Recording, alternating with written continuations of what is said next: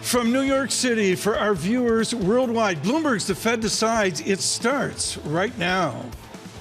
This is a special edition of Bloomberg Surveillance with Tom Keene, Jonathan Farrell, and Lisa Ambramowicz. Bloomberg Surveillance. The Fed Decides.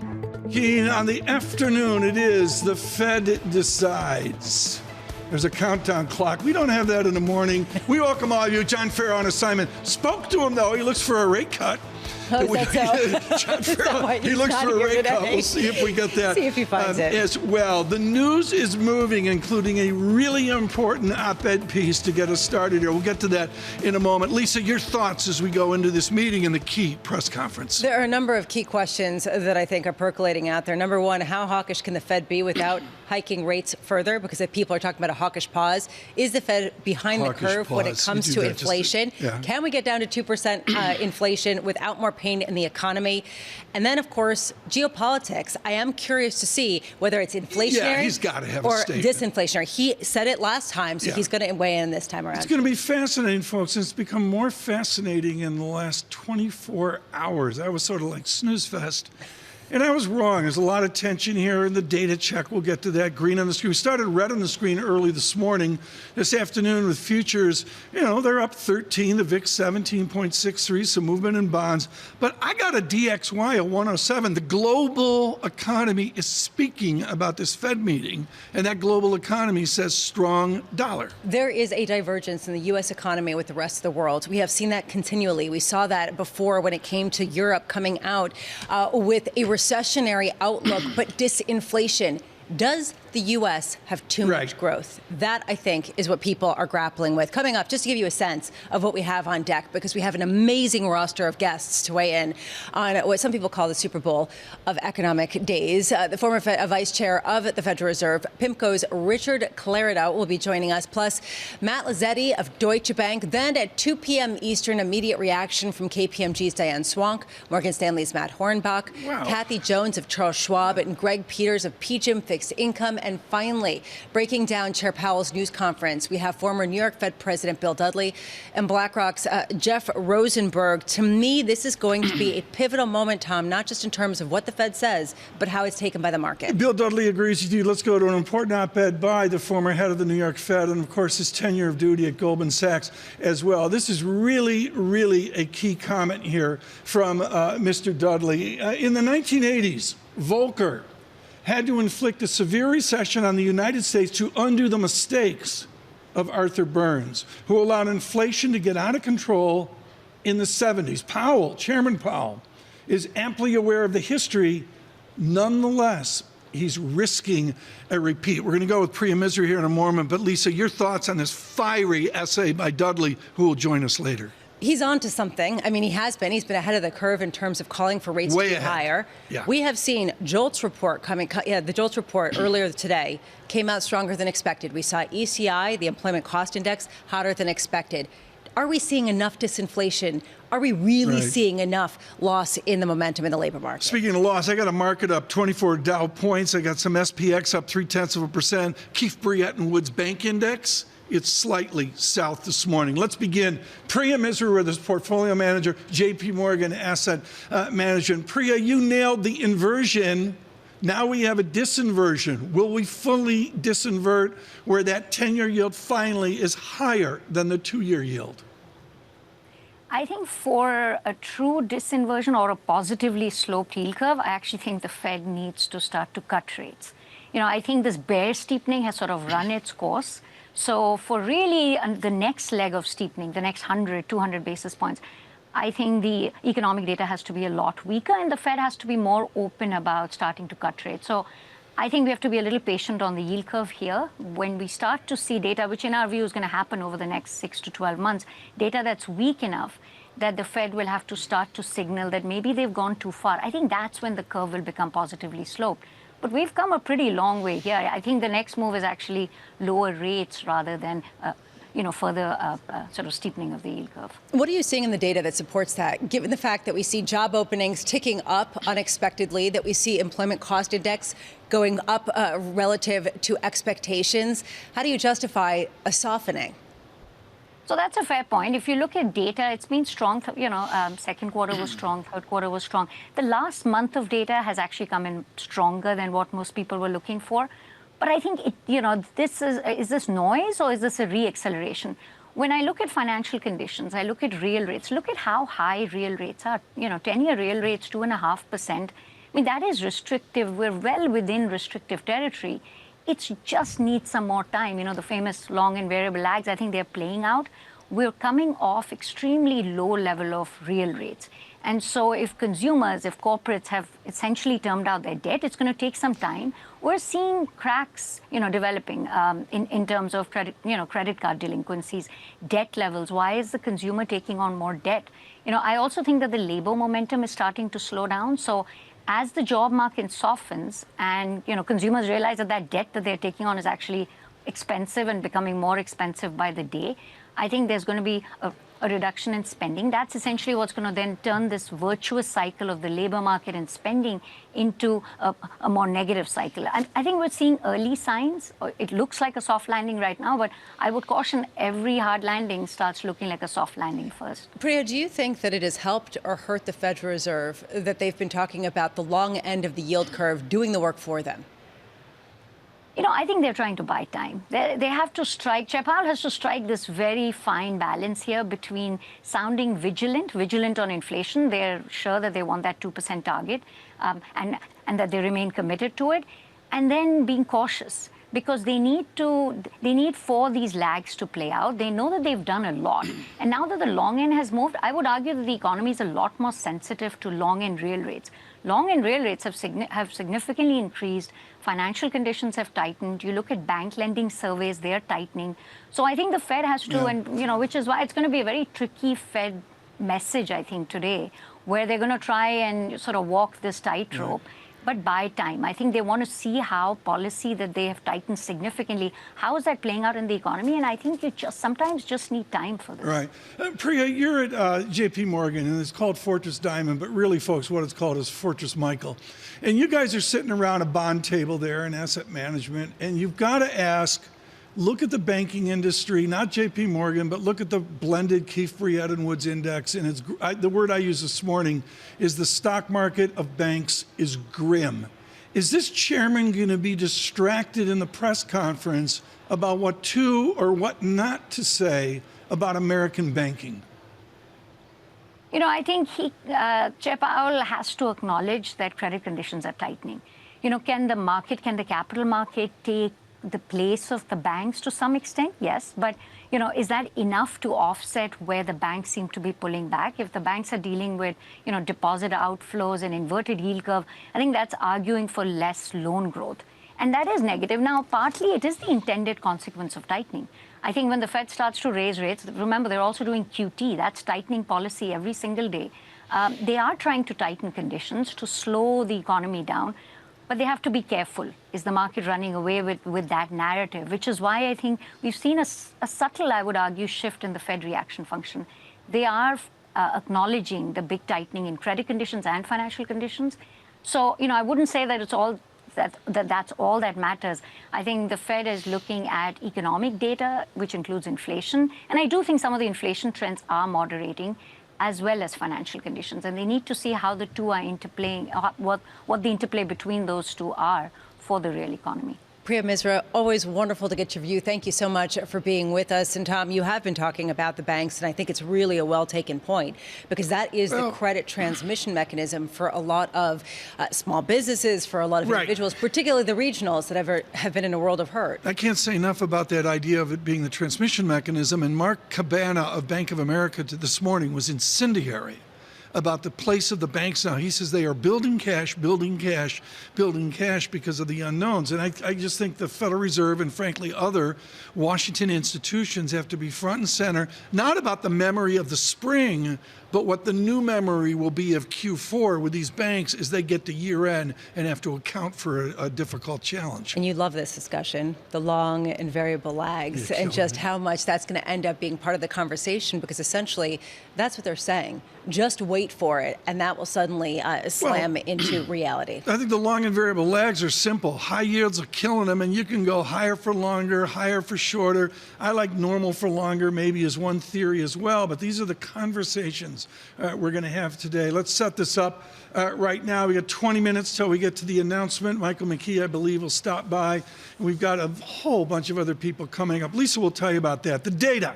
We're in 12 ginormous basis points in the 10-year yield, 481, the 30-year bond under 5%.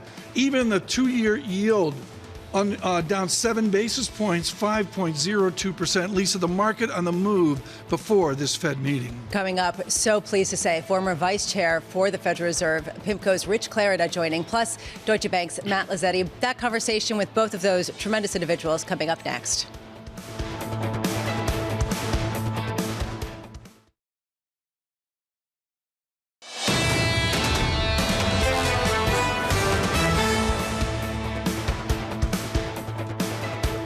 The Fed is going to hold the course. We'll have a more hawkish hold.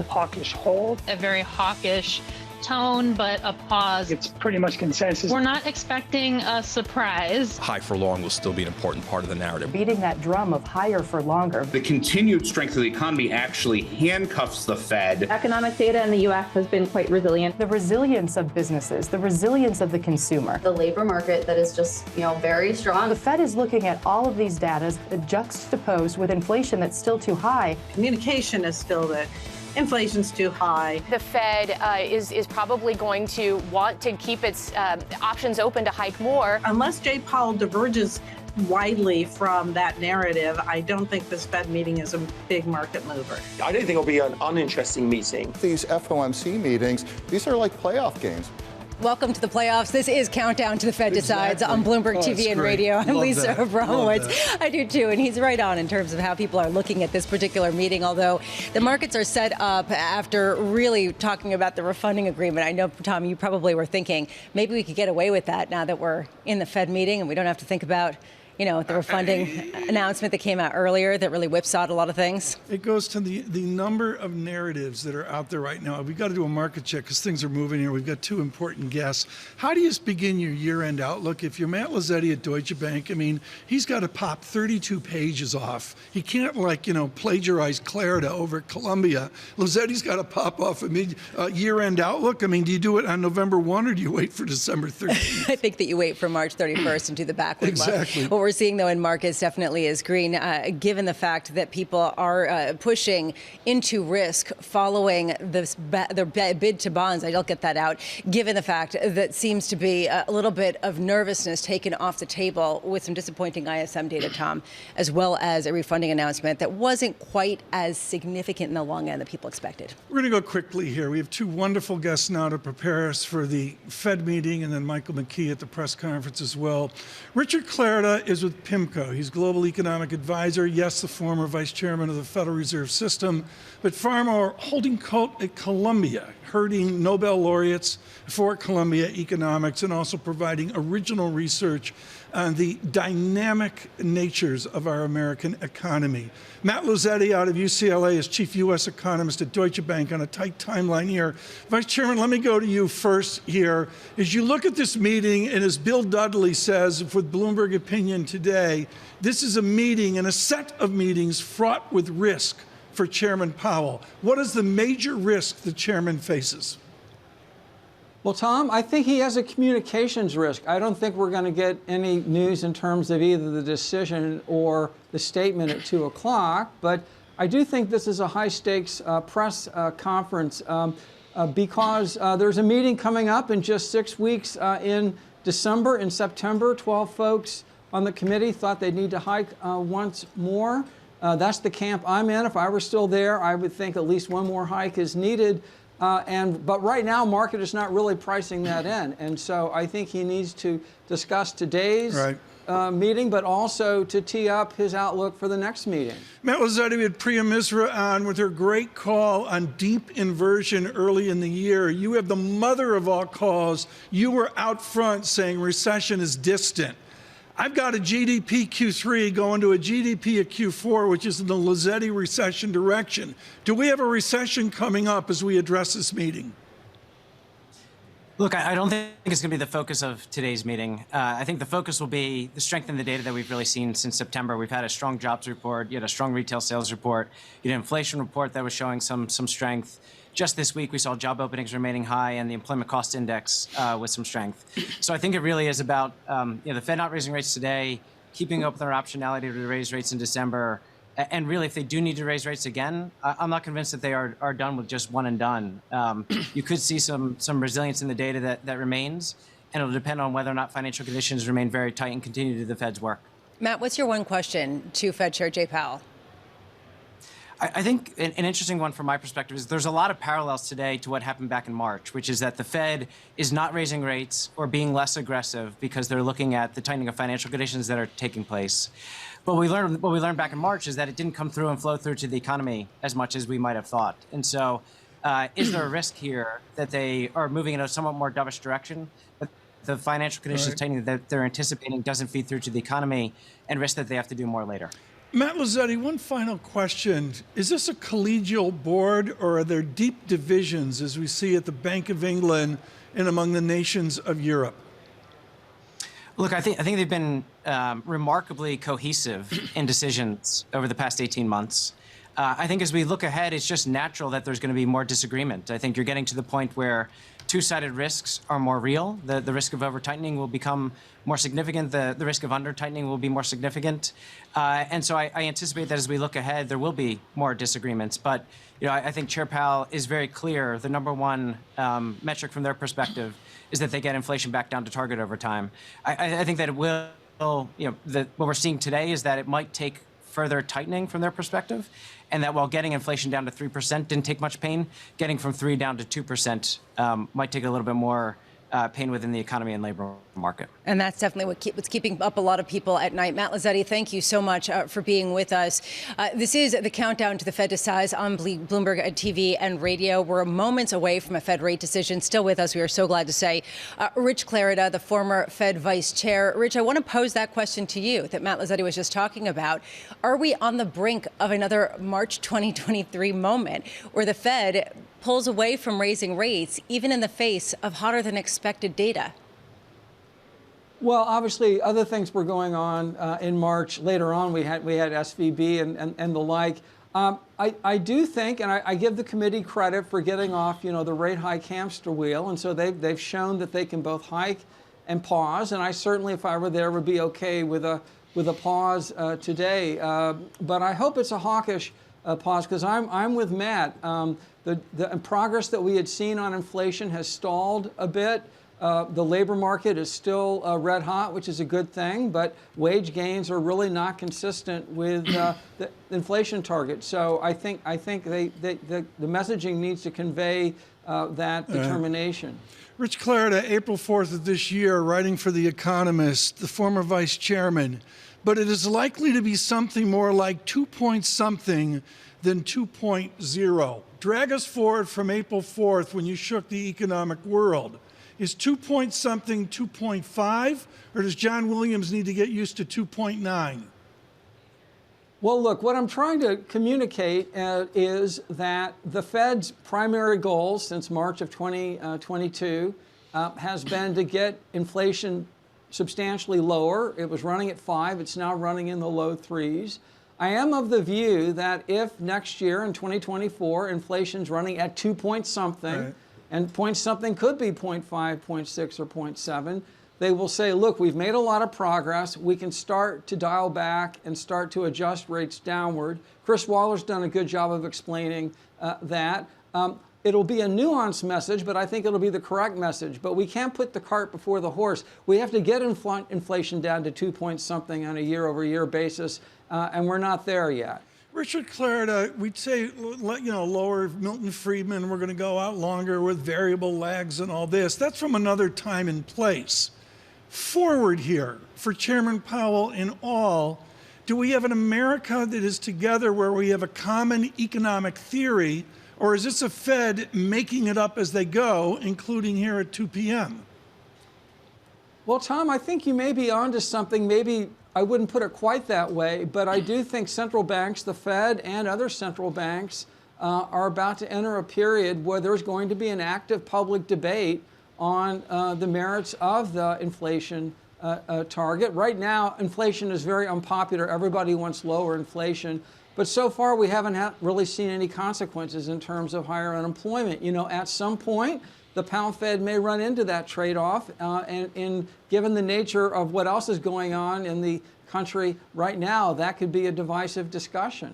Right now, we're looking at a myriad number of issues, including geopolitics. We heard Jay Powell talk about this in the past number of weeks, where he did raise this as something they're watching and seemed to indicate that it was disinflationary, not an inflationary potential shock, the way that others have been received.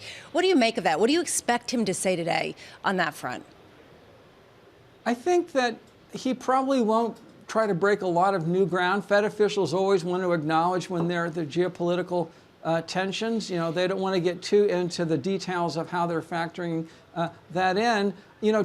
Typically when there's war in the Middle East, it tends to lead to higher oil prices, and so there's a pretty standard playbook for thinking about that. But also, over time, if it accumulates, it gets into risk appetite, it gets into animal spirits. I frankly think it's too soon to tell how this is going to play out, so I think he would stay away from it. Richard Clarida, at this meeting, at this press conference, to the December meeting in January 31, I would suggest post-pandemic we find a new science of monetary policy. You wrote about this years ago. What is our new science of monetary policy that Chairman Powell right now has to confront?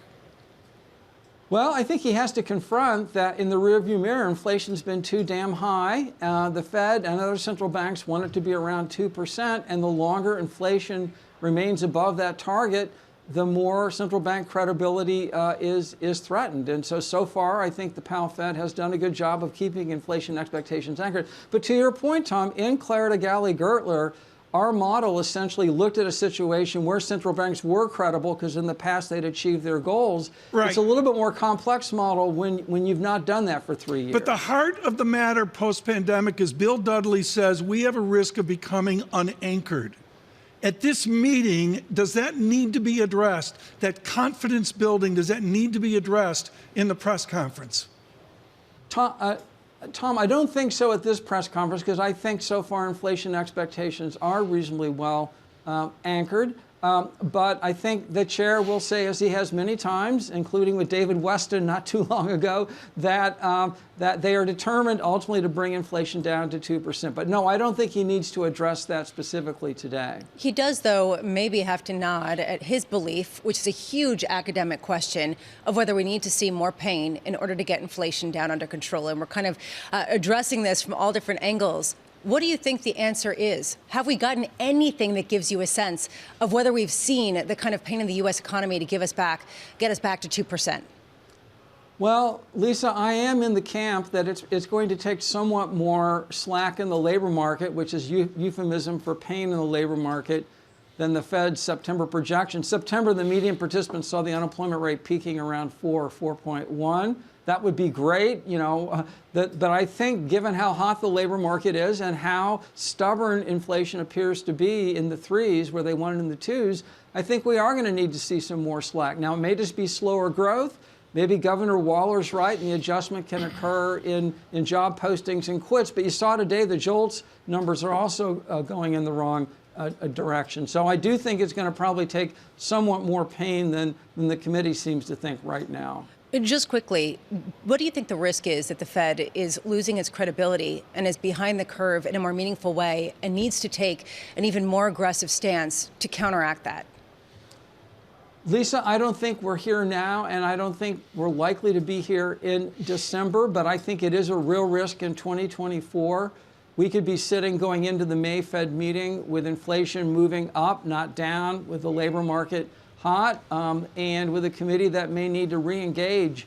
I don't think that's the most likely case, but I think it is a significant risk. And I think implicitly you heard that from Lizzetti, and I think that's in Dudley's piece as well this morning. Rich Clarity, you're sticking with us, which we really appreciate. We are just about 2 minutes away from the Fed rate decision, which is published at 2 p.m. And then after that, a half an hour after that, we hear from Fed Chair Jay Powell. A lift to the market, NASDAQ up 0.6%, the S&P up at 0.4%. Big? I guess it's big after 3 straight months of losses, right? I mean, I guess that, but it's really come from the drama in the bonds, which have been jerking around 13 everything. basis points. Wow. That is a massive move. We're seeing some really big moves in the 30-year bond in particular after the refunding agreement, but really the 10-year yield still sticking down almost 13 basis points to 4.8%. In Clarida, with PIMCO and Ambrose Evans Pritchard over at the Telegraph, his lead right now, this is in the last hour of the British evening, inflation is dying and bonds are screaming by. You and I heard that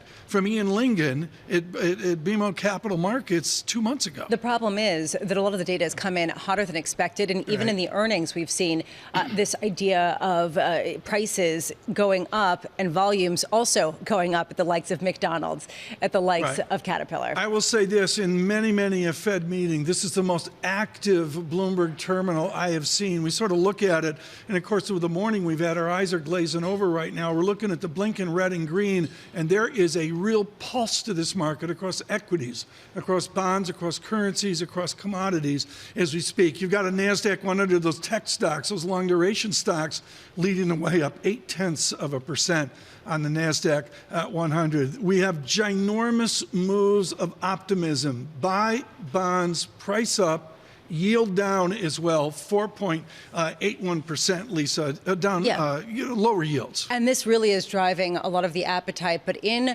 the dollar, you are seeing the strength of the U.S. economy. Let's head over to Bloomberg's Michael McKee with the headlines. Mike. No surprises, no news. A few new words. In a unanimous decision, the Fed retains its 5.25% to 5.5% target range for its benchmark borrowing rate and retains its language about determining the extent of additional policy firming that may be appropriate. The policymakers' assessment of the economy contains some new adjectives, but no new information. Activity expanded at a strong pace in the third quarter instead of solid. Job gains have moderated instead of slowed. Inflation remains elevated.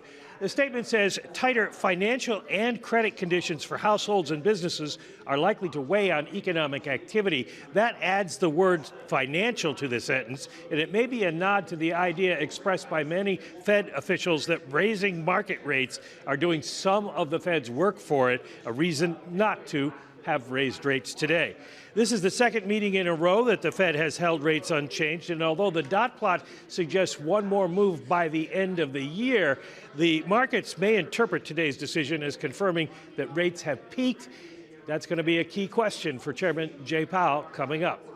You see, Mike McKee, we want to get to you quickly here, but we see the market moving, lifting up, equities lifting up higher right now, with the Dow up 80 points, 0.2%, NASDAQ 100 on a tear up 0.8% as well. The 10-year yield comes in ever lower, bond prices up, yields down on the 10-year yield 4.79%, distant from the 5% yield. Mike, the statement is here, and maybe it's a preparation for December 15th, but it seems to be a preparation for a presumed slower American economy. Into this press conference, do you assume we go from 4.x% Q3 down to something dramatically weaker in this present quarter? I don't think the Fed is going to put it that way. They took recession out of their forecast a meeting or two ago and basically have said that the economy can grow at a reasonable rate without going into recession. Now, Jay Powell has suggested we still need a period of below-trend growth. We're nowhere near that now. If we do see it slow down, the question is, does it go too far, too fast? Right now, all indications are it wouldn't, that we could see slower growth without seeing recession, and we could see inflation continue to come down. But that's a question for them. Are they in damage control right now, making sure that they don't go too far because they think the economy is going to slow, or do they think they've done enough at this point? Michael McKee, thank you so much. We'll be catching up with you throughout the afternoon.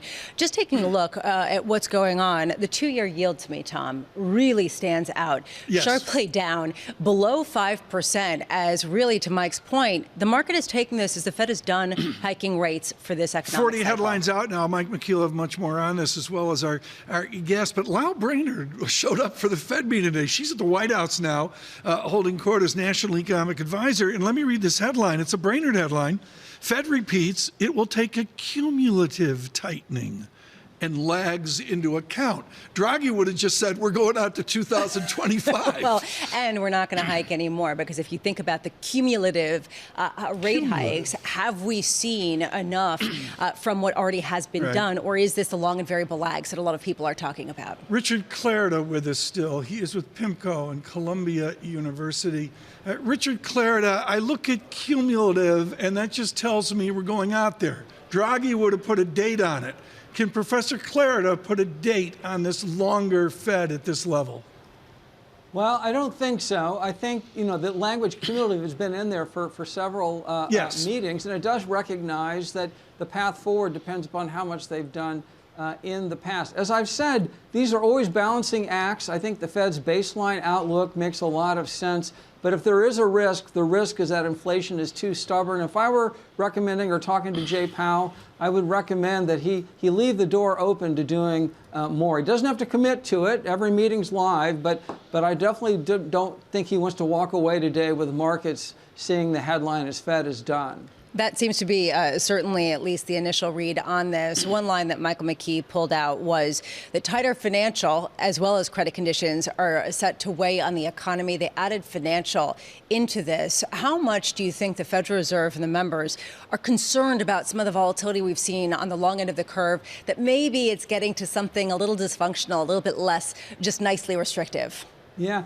Well, the short answer is there's probably a range of opinions, but certainly Chair Powell recently and Lori Logan, President of Dallas, have indicated that it is doing some of the Fed's job for it. They haven't pushed back against it. I do think that the challenge, having wordsmithed with others some of these things, the challenge with putting the financial conditions term in this statement is, financial conditions can go up and down and be volatile for a lot of reasons. And then at some point, they may regret that they included it in the first place. Vice Chairman, thank you so much. He's a former Vice Chairman of the Federal Reserve System. He's sticking with us. He's going to stay with us? Yeah. Okay, I did not know that. That is very good. Rich Clarida, thank you for the generous time today, given your responsibilities at PIMCO. Joining us now, Diane Swank, Chief Economist, KPMG, and Matthew Hornbach with us, Global Head of Macro Strategy at Morgan Stanley. Diane Swank, we're talking rates, we're talking inflation. I believe there's an employment mandate as well, and part of that, to all of your Midwestern heritage, are auto workers better paid? How do we have wage disinflation if we have unions garnering this historic pay raises? Well, first of all, I want to echo what Rich said. Is our concern is sort of around May and June, where is the Fed going to be? And I think the optionality to have rate hikes still on the table and that every meeting's live is really important. So I really agree 100% with Rich on that. I think the issue on the UAW strikes and what they have seemed to have gotten is that, first of all, union contracts were lagging private sector contracts during much of the expansion and the frenzied hiring boom. And so some of this is catch up. I think also it's important that there will be spillover effects in the manufacturing sector more broadly. The key issue is how much will those higher wages spill over into other manufacturers? That's yet to see, but I do think that's where the tension could show up. And it's yet to happen. And so they're going to ratify it. These were good contracts and a good win for the UAW, harder for the automakers. But I do think what's important to understand is that many of these contracted wages in the public sector as well are just now beginning to reset and catch up to where the private sector already was several years ago. Matt Hornbach, what all that Lisa and I have done today, the single moment for me was your Seth Carpenter explaining the Zentner deceleration in this economy from 4.x%, I know, inventories and that, down to something sub 1%. in the Q4. What do our markets do with that deceleration presumed in real GDP? Yeah, well, thanks for having me on the program, Tom. I do think that the deceleration will be important and factor into how the Fed thinks about this higher for longer mantra. I mean, it's true that the meeting today didn't really offer too many surprises, but we do have one more meeting before the end of the year. And even though we don't expect the Fed to be hiking rates at that meeting, there is an open question about what they do with their guidance that comes in the dot plot. That I do think is going to be levered to the growth outlook. And if we do get this deceleration that Ellen and Seth are looking for, then I would suspect that the Fed may have to take a slightly more dovish approach to their outlook for interest rates in 2024 and beyond. Very importantly, Lisa, the two-year yield breaks down to a new low on the two-year yield, as you mentioned earlier, in 10 basis points, now in rounded up on 11 basis points, 4.98%. This raises this question, how do you have a hawkish pause if a pause is a pause? Matt, what's your view? I mean, how much can really Fed Chair Jay Powell lean into this idea that they may not be done without the market saying, yeah, you've been following us all year? Yeah, Lisa, look, I think that what will be key is Powell focusing on the data dependence of the Fed. We just got through a pretty strong round of data for the month of September. We've got 2 more months of data before the Fed convenes in December. And then again, that dot plot, I do think is going to be an important signaling mechanism. To the extent that they are done hiking rates, they can always double down on the higher for longer theme by taking all of the rate cuts out of 2024. So that's going to be an important variable that investors will be paying attention to. Diane, how much are you looking at the reliance on financial markets to do the work for them at a time when things are volatile? And to Rich Clarita's point, financial conditions can change. How much is that not exactly a comfortable place for the Federal Reserve to be in? Well, I agree 100% with Rich on that. And so I guess Rich and I are just in 100% agreement today. But I think that is going to be a danger for the Fed because they're looking for this doing the heavy lifting for them. It is obviously already throwing a bucket of ice on the housing market. That's going to come up in the fourth quarter. That said, the consumer is remarkably resilient. We've got double the savings we thought we had with the benchmark revisions, and it's getting interest paid on it now. That is really important to take into account. And the strength of the economy, I think we're going to see a deceleration it's hard not to, from almost 5% in the fourth quarter, but the consumer is still going to be pretty strong. We're set up to have pretty strong gains still with 2.5% or so gains in consumer spending. The strength of the economy justifies higher rates, and it also brings into question how much restriction we have. And if financial conditions were to unwind and the rout in the bond market were to unwind, that takes away the restriction that's out there, and all of a sudden the Fed has to get back in the game. And so that optionality of being every meeting live, critical. Rich Clarita, what's so important to me is, again, the analog that we're conveniently using of taking Powell back to Volcker. And as Bill Dudley writes an hour ago for Bloomberg, he says the arch fear was Arthur Burns, who allowed inflation to get out of control in the 1970s. I believe we have a disinflation vector, but should we fear that inflation is out of control? Well, the analogy I would use, which I think the Fed would want to avoid at all costs, is 1966.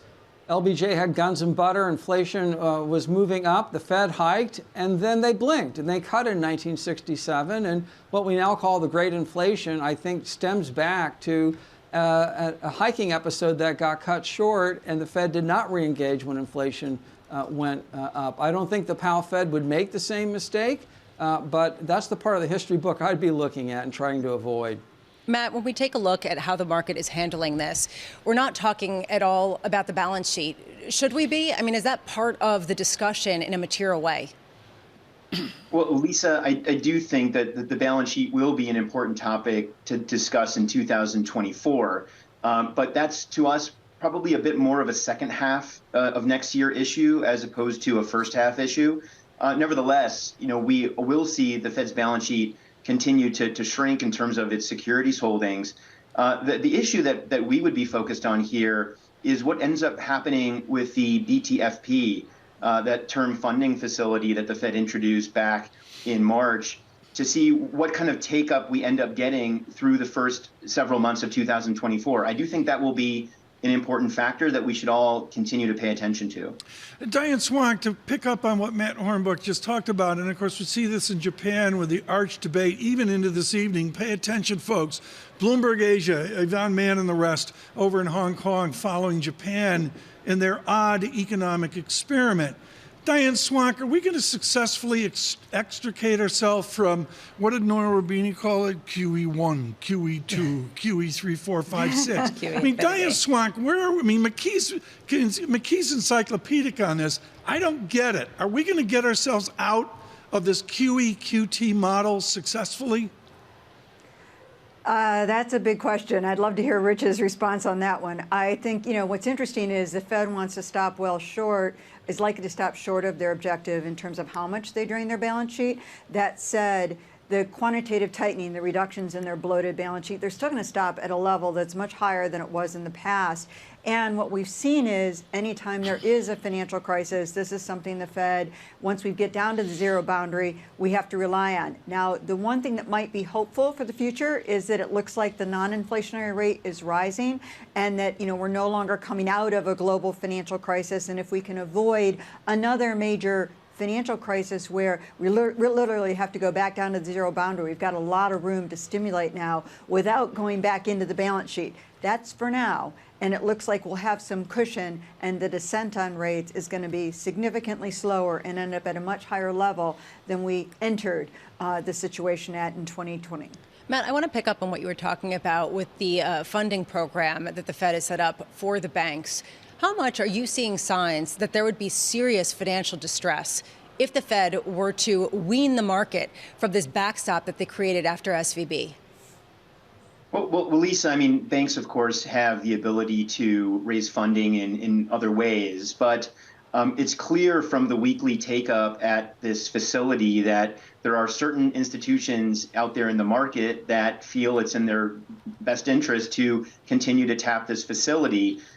We wouldn't expect the facility to go away in March, but it is something that we carefully monitor. And in addition, when you look at the amount of reserves in the banking system, they've been resisting falling from their current levels. And so in some ways, I think what the system is telling us is that the Fed may have already reached the minimum level of reserves that are required for these banks to continue to conduct their businesses. So we're kind of trying to monitor all of these various signs. And what we see does concern us, I have to say.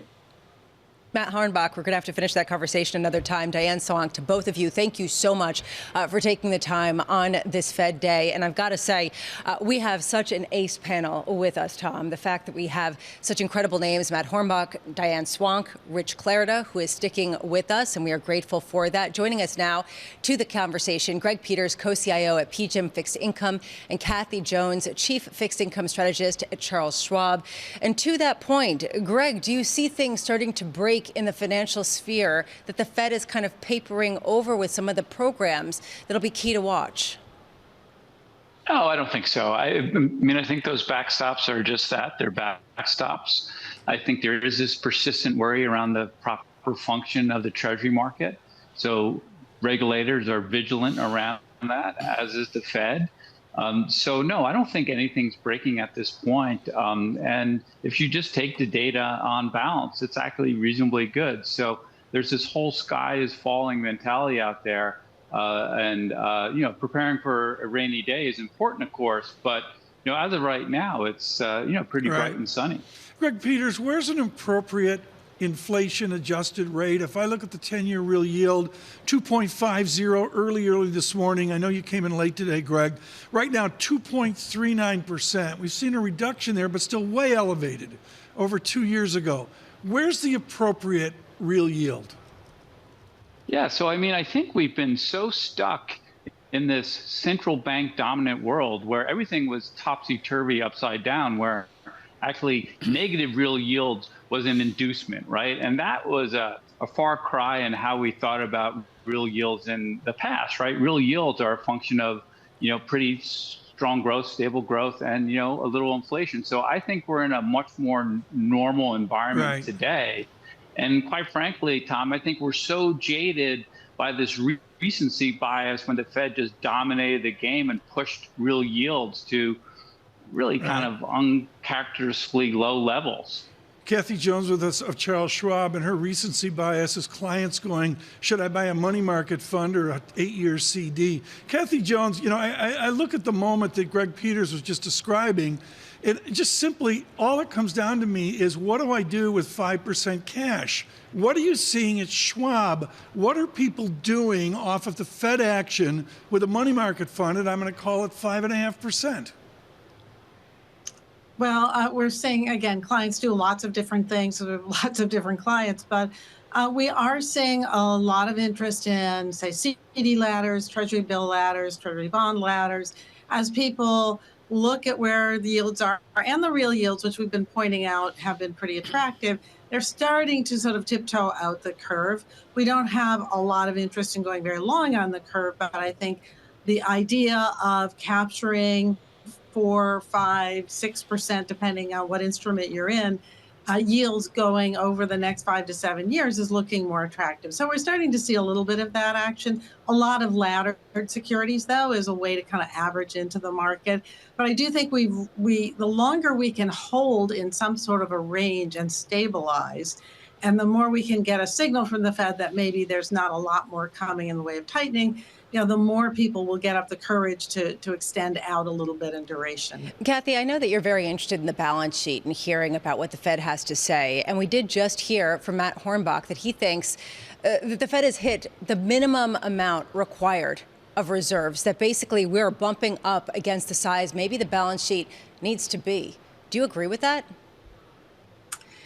Yeah, I have only done a small amount of work on it, which is why I want to hear what the Fed has to say about it, because I like to know what their thoughts are. And we really haven't gotten them to talk about what's the optimal size. We've had some estimates of 20 to 25% of GDP. Now, if you do that, you're going back, we're going down quite a bit more. Put that against where, reserve requirements should be. And, you're kind of at odds, which is why I find this question of the Fed continuing QT even when they eventually shift to easier policy, I find that to be a big question mark in my mind as to how those two policies can kind of coexist smoothly. So I don't know that we're at the minimum level yet. I think there's some room to go from here.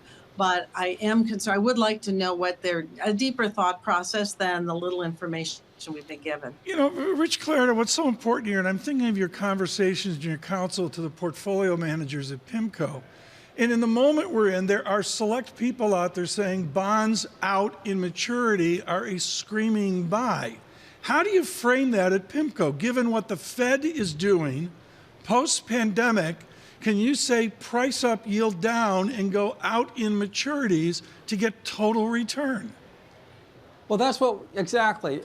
In the sense that investors can earn returns that they would have been drooling over 3 years ago by not moving all that far out on the curve. Certainly, if you look at investment-grade corporate or mortgage-backed securities. So what we're saying is that there is a menu of opportunities available to investors, but when you can get returns, real rates where they are now, and because we're in the camp that thinks the Fed will succeed in ultimately bringing down inflation, that this is a great entry level, and you don't have to take a lot of duration risk. Some investors, because of their business model, do have more duration risk, but there are opportunities even if you don't want to add that. This is great. The Dean of Columbia Economics is bond manager. I think Rich Clarida just got out a bond ticket and said, let's go long. Which is the reason why he's currently at PIMCO, though I do want to just get a sense from you, Rich, about the balance sheet question, about whether the Fed's balance sheet needs to be a lot bigger than people previously had imagined,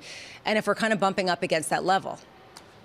I don't think we're bumping up against that level, Lisa. Remember, the Fed has another acronym, the Reverse Repo Facility Program, that's got $1 trillion in it. That money, once it leaves that facility, will then flow back into reserves. So I think if you factor that in, I think there is more road for the Fed to travel to shrink its balance sheet.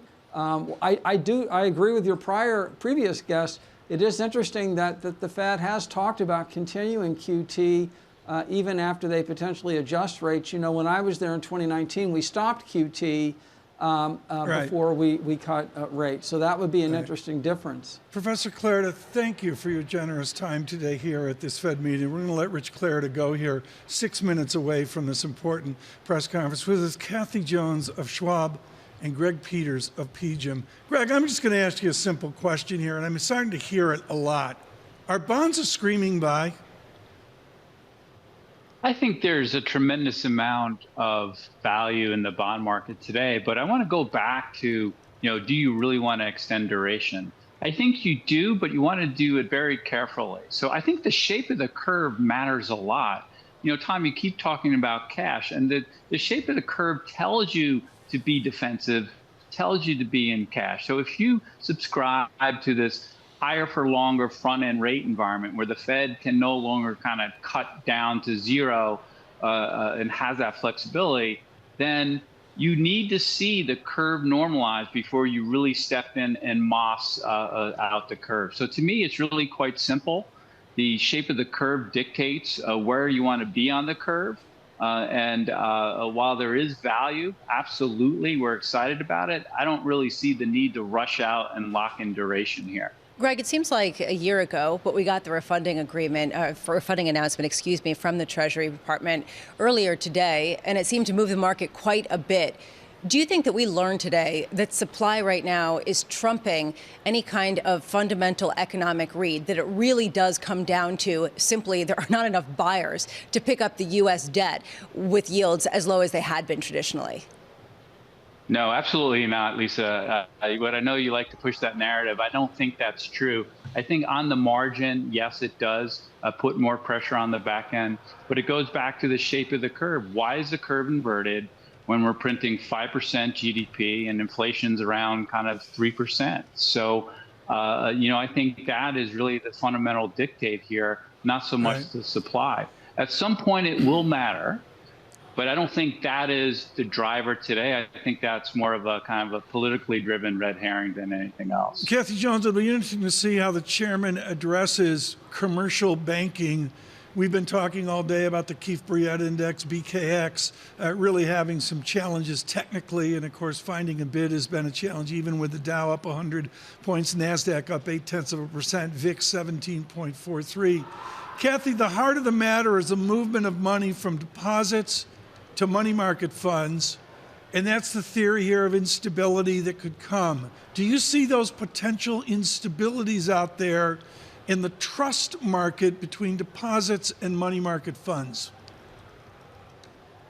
Well, I think if there's any issue that the Fed is now very much focused on and has its arms around, it's this one. After what happened in March, I've got to believe that the regulators and everyone else at the Fed and indeed in the regulatory environment for banking in general is scrutinizing this pretty tightly. So I don't know that this is going to be some sort of a trigger for a crisis so much as something that's going to have to be worked out over time. And I think that it probably means a lot more mergers among financial institutions and recapitalization, et cetera. But it's usually not the things that everyone's focused on that bring up the crises. It's something that no one's watching. I can't say enough about this, Lisa. Well, what we've done today and with the terrible construction of the Keefe Bruyette Woods chart, it's simply got to come down to combinations and transactions. I just see no other way to do it. Yeah, although we do see a lot of positivity in the underlying economy, and we see that with the JOLTS report out earlier today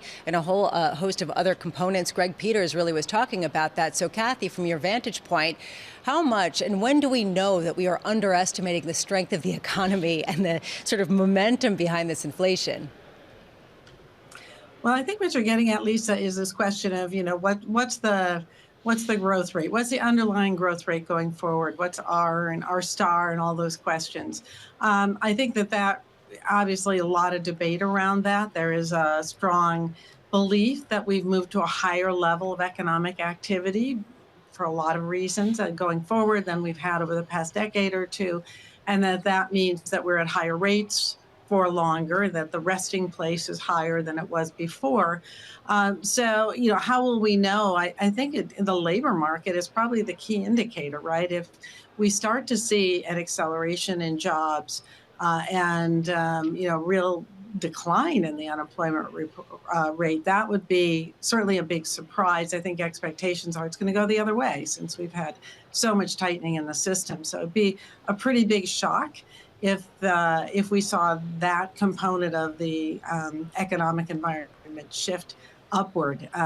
I don't anticipate that will happen, but I think that would be the big surprise. Kathy Jones and Greg Peters, both of you, thank you so much for being with us on the playoffs game equivalent in the economic sphere.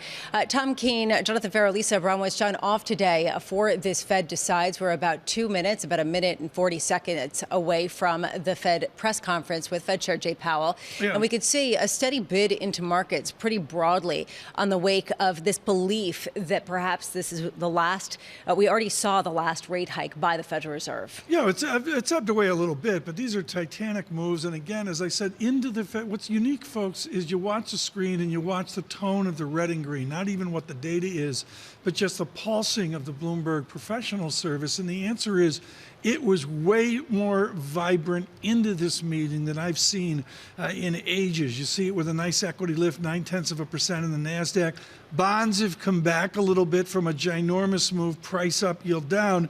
And even currencies, following up off early morning angst in Japan, signals strong dollar. I wonder if he's even going to address strong dollar. What I noticed is Michelle Smith got up on the podium there with the flags and, the podium ready to go and all that. And, she addresses the press and says, Mike McKee, you do get the last question. That's what she was saying. Usually that's how it works. Yeah. Maybe this time it will be different. Honestly, to me, the big takeaway here is that people are looking for a sense. The Fed has completed their effort to raise rates, and now they're going to be patient. That basically seems to be the message the market received. You see that in two-year yields coming sharply lower. Usually we have seen the two-year yield kind of be quiescent as we see the moves in the 10-year and the 30-year yields. At this point, some of the big question marks for Fed Chair Jay Powell as he approaches the podium is just simply how much can he really lean into hawkishness without having hiked at this meeting? And I wonder about data dependency. I think we'll see it 14 times. He's going to be very data dependent. And here we see him walking out. Do we have unanimity as well? Let's take a listen to Fed Chair Jerome Powell. Good afternoon, everyone. Welcome. My colleagues and I remain squarely focused on our dual mandate to promote maximum employment and stable prices for the American people. We understand the hardship that high inflation is causing, and we remain strongly committed to bringing inflation back down to our 2% goal. Price stability is the responsibility of the Federal Reserve. Without price stability, the economy does not work for anyone. In particular, without price stability, we will not achieve a sustained period of strong labor market conditions that benefit all. Since early last year, the FOMC has significantly tightened the stance of monetary policy. We have raised our policy interest rate by 5.25 percentage points and have continued to reduce our securities holdings at a brisk pace. The stance of policy is restrictive, meaning that tight policy is putting downward pressure on economic activity and inflation, and the full effects of our tightening have yet to be felt. Today, we decided to leave our policy interest rate unchanged and to continue to reduce our securities holdings. Given how far we have come, along with the uncertainties and risks we face, the committee is proceeding carefully. We will make decisions about the extent of additional policy firming and how long policy will remain restrictive based on the totality of the incoming data, the evolving outlook, and the balance of risks. I'll have more to say about monetary policy after briefly reviewing economic developments. Recent indicators suggest that economic activity has been expanding at a strong pace and well above earlier expectations. In the third quarter, real GDP is estimated to have risen an outsized annual rate of 4.9%, boosted by a surge in consumer spending. After picking up somewhat over the summer, activity in the housing sector has flattened out and remains well below levels of a year ago, largely reflecting higher mortgage rates. Higher interest rates also appear to be weighing on business fixed investment. The labor market remains tight, but supply and demand conditions continue to come into better balance. Over the past 3 months, payroll job gains averaged 266,000 jobs per month, a strong pace that is nevertheless below that seen earlier in the year. The unemployment rate remains low at 3.8%. Strong job creation has been accompanied by an increase in the supply of workers. The labor force participation rate has moved up since late last year, particularly for individuals aged 25 to 54 years, and immigration has rebounded to pre-pandemic levels. Nominal wage growth has shown some signs of easing, and job vacancies have declined so far this year. Although the jobs-to-workers gap has narrowed, labor demand still exceeds the supply of available workers. Inflation remains well above our longer-run goal of 2%. Total PCE prices rose 3.4% over the 12 months ending in September. Excluding the volatile food and energy categories, core PCE prices rose 3.7%. Inflation has moderated since the middle of last year, and readings over the summer were quite favorable.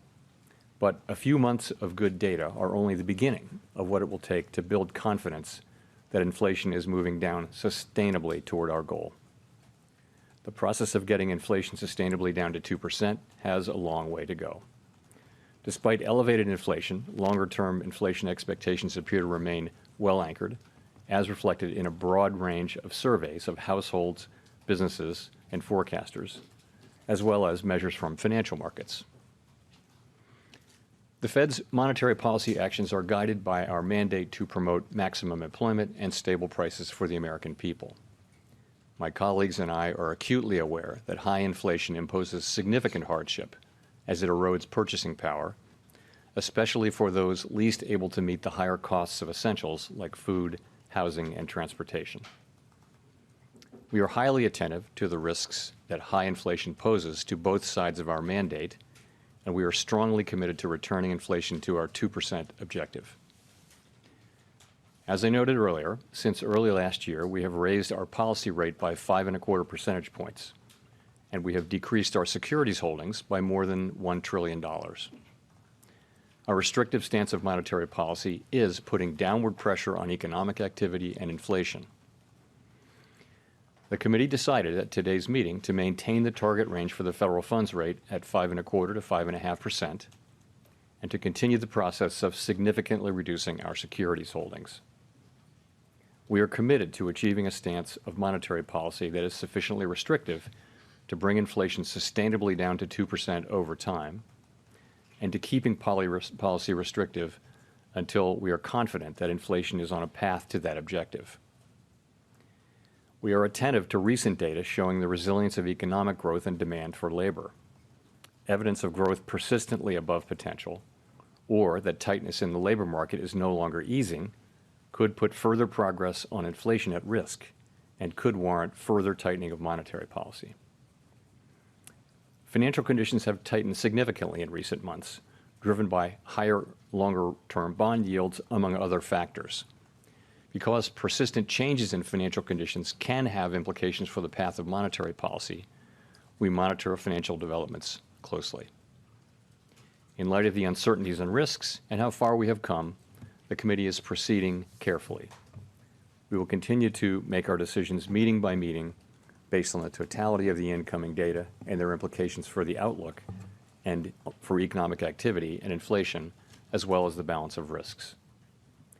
In determining the extent of additional policy firming that may be appropriate to return inflation to 2% over time, the committee will take into account the cumulative tightening of monetary policy, the lags with which monetary policy affects economic activity and inflation, and economic and financial developments. We remain committed to bringing inflation back down to our 2% goal and to keeping longer-term inflation expectations well anchored. Reducing inflation is likely to require a period of below-potential growth and some softening of labor market conditions. Restoring price stability is essential to set the stage for achieving maximum employment and stable prices over the longer run. To conclude, we understand that our actions affect communities, families, and businesses across the country. Everything we do is in service to our public mission. We at the Fed will do everything we can to achieve our maximum employment and price stability goals. Thank you, and I look forward to your questions. Howard Schneider with Reuters. Thank you, Chair Powell, for doing this. To what you referenced the rise in long-term bond yields, to what degree did that supplant action by the Fed at this meeting? Thanks for your question. So I'll talk about bond yields, but I want to take a second and just sort of set the broader context in which we're looking at that. So if you look at the situation, let's look at the economy first. Inflation has been coming down, but it's still running well above our 2% target. The labor market has been rebalancing, but it's still very tight by many measures. GDP growth has been strong, although many forecasters are forecasting, and they have been forecasting, that it will slow. As for the committee, we are committed to achieving a stance of monetary policy that is sufficiently restrictive to bring inflation down to 2% over time. And we're not confident yet that we have achieved such a stance. So that is the broader context into which the strong economy and all the things I said, that's the context in which we're looking at this question of rates. So obviously we're monitoring, we're attentive to the increase in longer-term yields, and which have contributed to a tightening of broader financial conditions since the summer. As I mentioned, persistent changes in broader financial conditions can have implications for the path of monetary policy. In this case, the tighter financial conditions we're seeing from higher long-term rates, but also from other sources like the stronger dollar and lower equity prices, could matter for future rate decisions as long as two conditions are satisfied. The first is that the tighter conditions would need to be persistent, and that is something that remains to be seen. But that's critical. Things are fluctuating back and forth. That's not what we're looking for. With financial conditions, we're looking for persistent changes that are material. The second thing is that the longer-term rates that have moved up, they can't simply be a reflection of expected policy moves from us. That we would then, that if we didn't follow through on them, then the rates would come back down. So, and I would say on that, it does not appear that an expectation of higher near-term policy rates is causing the increase in longer-term rates. So, in the meantime, though, perhaps the most important thing is that these higher Treasury yields are showing through to higher borrowing costs for households and businesses, and those higher costs are going to weigh on economic activity to the extent this tightening persists. And the mind's eye goes to the 8%, near 8% mortgage rate, which could have pretty significant effect on housing. So that's how I would answer your question. Just as a quick follow-on to be clear on this, in your opening statement and just now, you seem to imply that you are not yet confident that financial conditions are restrictive enough to finish the fight. Is that true? Yes, that's exactly right. To say it a different way, we haven't made any decisions about future meetings. We have not made a determination, and I will say that we're not confident at this time that we've reached such a stance. We're not confident that we haven't. We're not confident that we have. And that is the way we're going to be going into these future meetings, is to be, just determining the extent of any additional further policy tightening that may be appropriate to return inflation to 2% over time.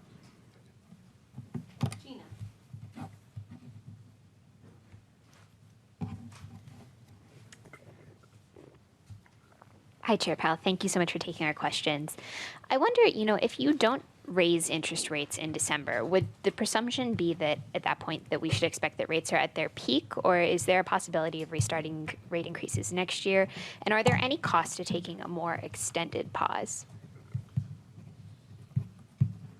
So let me start by saying we haven't made a decision about September. You're asking a hypothetical there, but we're going into this December meeting. We'll get, as you know, 2 more inflation readings, 2 more labor market readings, some data on economic activity, and so we'll be taking, and also the broader situation, the broader financial conditions situation, and the broader world situation. We'll be looking at all those things as we make a decision in December. We haven't made that decision.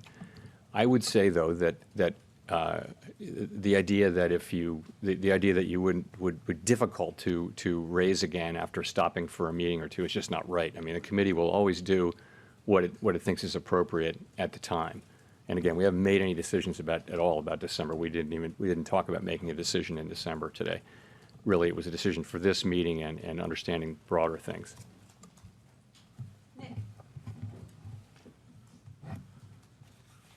Nick Timmeros of the Wall Street Journal. Chair Powell, did the Fed staff put a recession back into the baseline forecast in the materials for today's meeting? And how much does this tightening in financial conditions substitute for rate hikes if the tightening is persistent? You had said it was worth maybe a quarter point when we had the bank failures in the spring.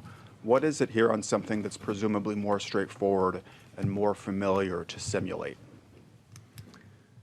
So I guess I don't want to answer your question about the recession, but the answer is no. I think I have to answer it since we did publicly say in the minutes. You'll know anyway in the minutes. The staff did not put a recession back in. I mean, it would be hard to see how you would do that if you look at the activity we've seen recently, which is not really indicative of a recession in the near term. In terms of how to think about translation into rate hikes, I think it's just too early to be doing that. And the main reason is we just don't know how persistent this will be. You can see how volatile it is. Different kinds of news will affect the level of rates. And I think any kind of an estimate that was, precise would hang out there and have a great chance of looking wrong very quickly. So I think what we can say is that financial conditions have clearly tightened, and you can see that in the rates that consumers and households and businesses are paying now.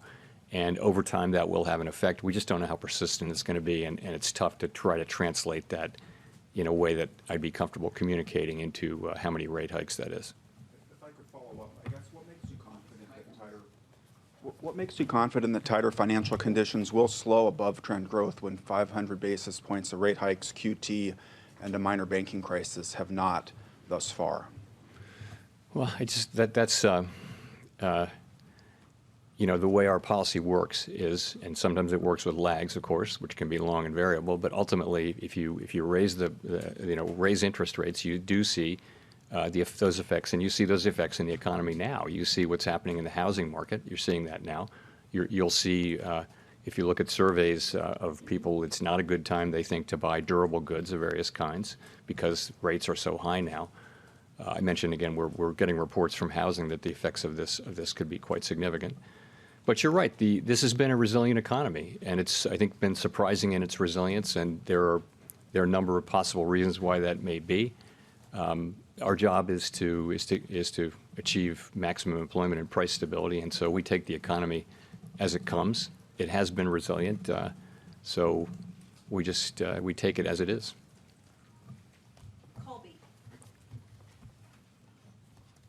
Thank you. Colby Smith with the Financial Times. In terms of the thresholds that you've laid out of what could warrant further tightening, the additional evidence of persistently above trend growth or some kind of reversal in the recent easing of labor market tightness, that seems to suggest something more powerful than just one more quarter point rate hike would be necessary. And I'm just curious if that's how the committee sees it. So we've identified those factors. Those are not meant to be the only factors or a specific test that we're going to be applying with some metrics behind it. Really, we're going to be looking at the broader picture and what's happening with our progress toward the 2% inflation goal. Is the labor market continuing to broadly cool off and achieve a better balance? We'll be looking at that. Growth. We look at growth insofar as it has implications for our two mandate goals. We look at that. And we look at broader financial conditions. So we'll be looking at all of those things as we reach a judgment, whether we need to further tighten policy. And if we do reach that judgment, then we will further tighten policy. Okay. And just in terms of the tightening of financial conditions, if that is having some kind of offsetting effect in terms of the need to potentially, again, raise rates, what then is the potential impact on the trajectory of rate cuts? Could we see those maybe pulled forward or have to see more than what the September SEP indicated? So the fact is the committee is not thinking about rate cuts right now at all. We're not talking about rate cuts. We're still very focused on the first question, which is have we achieved a stance of monetary policy that's sufficiently restrictive to bring inflation down to 2% over time, sustainably? That is the question we're focusing on. The next question, as you know, will be for how long will we remain restrictive? Will policy remain restrictive? And what we said there is that we'll keep policy restrictive until we're confident that inflation is on a sustainable path down to 2%. That'll be the next question. But honestly, right now, we're really tightly focused on the first question. The question of rates cuts just doesn't come up because I think it's so important to get that first question, as close to right as you can.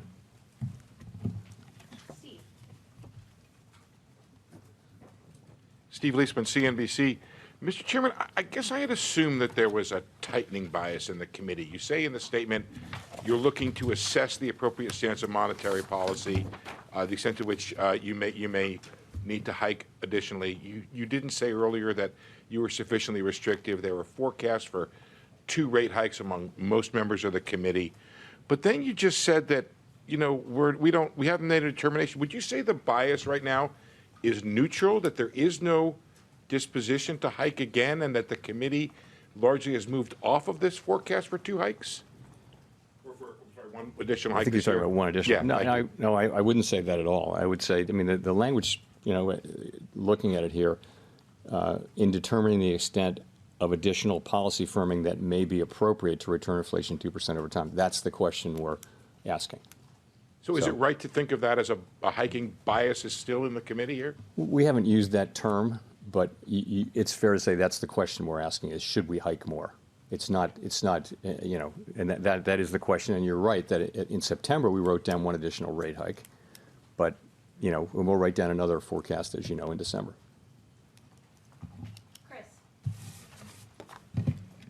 Thank you. Chris Rugaber at Associated Press. Since the last meeting, the auto workers' strike has finished. Oil prices have leveled off. And yet, on the other hand, you have the outbreak of war between Israel and Hamas. How do you see all those factors taken together affecting the economy going forward? How are you thinking about those? So there are significant issues out there. As you point out, global geopolitical tensions are certainly elevated, and that goes for the war in Ukraine. It goes for the war between Israel and Hamas. We're monitoring that. Our job is to monitor those things for their economic implications. So the UAW strike, as you point out, appears to be coming to an end. Oil prices have flattened out. They haven't gone down, but I guess they've gone down a little bit from their earlier peak. Another one is the possibility of government shutdown. We don't know about that one. So there's plenty of risk out there. But I would go back to the bigger picture from our standpoint is we've got a very strong economy, strong labor market, making progress on the labor market, making progress on inflation, and we're very focused on getting confident that we have achieved a stance of monetary policy that is sufficiently restrictive. That's really our focus. Great. And just one quick thing. You last month had gone to York, Pennsylvania, where you talked to last month, where you talked to a lot of small business owners. Just curious, what sentiments did you hear from them, or what did you picked up on, and was there anything that surprised you the most in terms of what they talked about? I wouldn't say I was terribly surprised. I was very impressed by York as a town with a real strategy, and I would say it's very impressive what the people there have put together in the face of some difficult longer run trends about offshoring of manufacturing and that kind of thing. They've done a great job as a city, I think.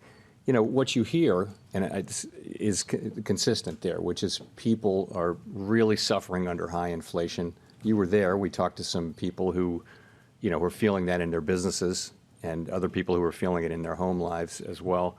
It's painful for people, particularly people who don't have a lot of extra financial resources, who are spending most of their income on the essentials of life. So we know that wasn't new, but that did come through very clearly in the conversations we had in New York. And I walked away from that even, just thinking that we really the best thing we can do for the U.S. is to restore price stability, fully restore price stability, and not fail in that task, and do it as quickly as possible, but also with the least damage we can. Rachel. Hi, Chair Powell. Rachel Siegel from the Washington Post. Thanks for taking our questions. You've spoken before about the pain that would likely be coming for the economy in order to get inflation down. But since the economy has not responded to rate hikes in ways that would normally be expected, Have you changed your views on that at all, on how necessary or inevitable that kind of pain would be, say, for the labor market or overall growth?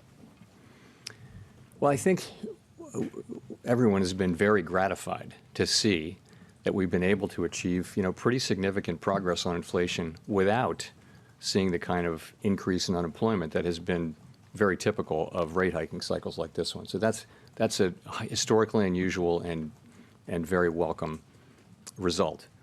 And the same is true of growth. We've been saying that we need to see below potential growth, and growth has been strong, but yet we're still seeing this. I still believe, and my colleagues, for the most part, I think still believe that it is likely to be true. It is still likely to be true, not a certainty, but likely that we will need to see some slower growth and some softening in the labor market conditions to get to fully restore price stability. So, but it's only a good thing that we haven't seen it, and I think we know why. Since we lifted off, we have understood that there are really two processes at work here. One of which is the unwinding of the distortions to both supply and demand from the pandemic and the response to the pandemic, and the other is restrictive monetary policy, which is moderating demand and giving the supply side time to recover, time and space to recover. So you see those two forces now working together to bring down inflation. But it's that first one can bring down inflation without the need for higher unemployment or slower growth. It's supply side improvements like shortages and bottlenecks and that kind of thing going away. It's getting a significant increase in the size of the labor market now, both from labor force participation and from immigration. That's a big supply side gain that is really helping the economy, and it's part of why GDP is so high, is because we're getting that supply. So we welcome that, but I think those things will run their course, and we're probably still going to be left, we think, and I think, we'll still be left with some ground to cover to get back to full price stability, and that's where monetary policy and what we do with demand is still going to be important. Against that backdrop, if you've gotten any clarity on lags, if you have an economy that's been so resilient to high rate increases, does that suggest to you that there isn't necessarily this huge wave of tightening that's still coming through the pipeline and that it may have already come into effect? I continue to think it's very hard to say. So it's been 1 year at this meeting. 1 year ago, this was the fourth of our 75 basis points hikes. So that's a full year since then. I think we are seeing the effects of all the hiking we did last year, and this year we're seeing it. It's very hard to know exactly what that might be. But you can, for example, an example of where you wouldn't have felt this yet is debt that had been termed out, but it's going to come due and have to get rolled over next year or the year after. So, and there are little things like that where the effects are just taking time to get into the economy. So I think we have to make monetary policy under great uncertainty about how long the lags are. I think trying to get a clear answer and say, I'm just going to assume this, is really not a good way to do it. And this is one of the reasons why we have slowed the process down this year, was to give monetary policy time to get into the economy. And it takes time, we know that, and you can't rush it. So slowing down is giving us, I think, a better sense of how much more we need to do if we need to do more. Michael McKee from Bloomberg Television and Radio. I'm trying to connect the dots here. One quick clarification I want to ask about Rachel's question is, you said you need slower growth. You had always said before a period of lower than trend growth. Has that changed? And two, it sounds to me like you're basically saying here that the dot plot's out the window, that every meeting is live with the possibility of a rate increase for right now. It doesn't matter about the turn of the year, and that there's not an objective way to determine whether or not you've got enough tightening in the system. It's just going to be a subjective judgment meeting by meeting. Well, so let's talk about the dot plot first. So the dot plot is a picture in time of what the people in the committee thinks is likely to be appropriate monetary policy in light of their own personal economic forecast. In principle, when things change, that's not like a plan that anybody's agreed to or that we will do. That's a forecast that would change, for example. I mean, many things could change that would cause people to say, I wouldn't write down that dot, 6 weeks later. Think of the number of things that could change your mind on that. So I think the efficacy of the dot plot probably decays over the 3-month period between that meeting and the next meeting. But nonetheless, it's out there, and we do personally update our forecast, but we don't formally update the dot plot. So, I think we try to be as transparent as we can about the way we're thinking about these things. We're laying out there our thinking, and as we approach the meeting, we'll all be, my colleagues and I will be talking about how we're processing that data. In terms of, we're not really changing the way, in terms of growth, what I said was below potential. So what you have here recently is growth that is temporarily, potential growth is elevated for a year or two right now over its trend level. So the right way to think about it is what's potential growth this year. People think trend growth over a long period of time is a little bit less than 2%, or I would say just around 2%. But what we've had is with the improvement in the size of the labor force, as I mentioned, through both participation and immigration, and with the better functioning in the labor market, and with the unwinding of the supply chain and shortages and those kinds of things, you're seeing actually elevated potential growth. There's catch-up growth that can happen in potential. And that means that if you could be growing at 2% this year and still be growing below the increase in the potential output of the economy. I hope that's clear. That's really what's going on. That's why I would say it as below potential.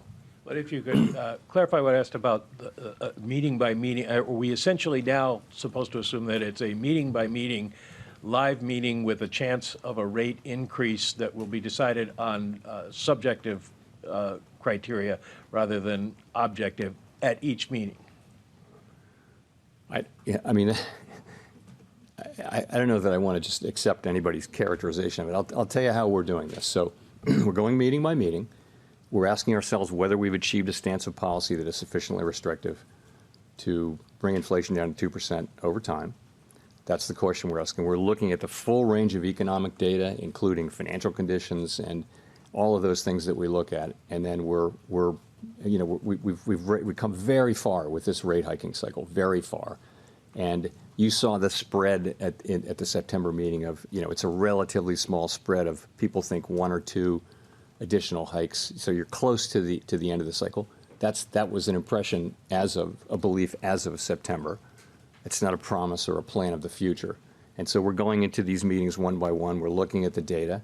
As I mentioned, we're also, we're being careful. We're proceeding carefully because we can proceed carefully at this time. Monetary policy is restrictive. We see its effects, particularly in interest-sensitive spending and other channels. So that's how I think about it. Neil. Thanks. Hi, Chair Powell. Neil Irwin with Axios. In light of the run-up in long-term yields we've seen the last several weeks, have you given any consideration to the pace of your asset runoff program? And if there were a judgment that the higher term premium was endangering the dual mandate goals, would that be a reason to think about slowing or suspending QT, or should we think of that as more of a technical question around reserves? So, committee is not considering changing the pace of balance sheet runoff. It's not something we're talking about or considering.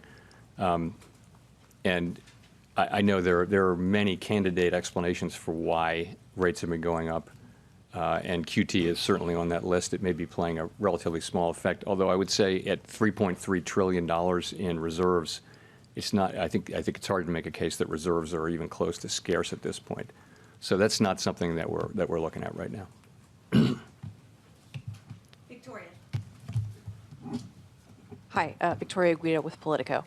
I wanted to ask about the Basel III endgame capital proposal. You've gotten a lot of pushback from people on different aspects of the proposal, and you yourself expressed some reservations. And I'm just curious, could you accept finalizing that proposal without significant changes?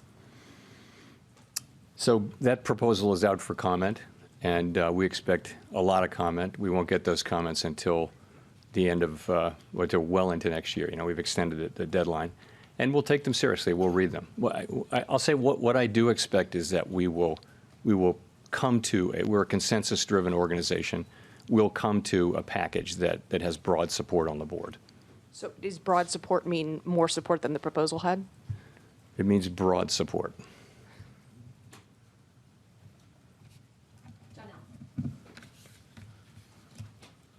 Janelle Marte with Bloomberg. So in addition to persistence, when you look at long-term Treasury yields, what else are you watching to evaluate how those tighter financial conditions are hitting the economy and if it will lessen the need for further tightening? Also, do you think that those higher yields could affect banking stress? So what do we look at? We look at a very wide range of financial conditions. And in fact, as you'll know, different organizations publish different financial conditions indexes, which can have 7 or 8 variables, or they can have 100 variables. So there's a very rich environment, and we tend to look at a few of them. I'm not going to give you the names, but there are a few of the common ones that people look at, and so they're looking at things like the level of the dollar, the level of equity prices, the level of rates, the credit spreads.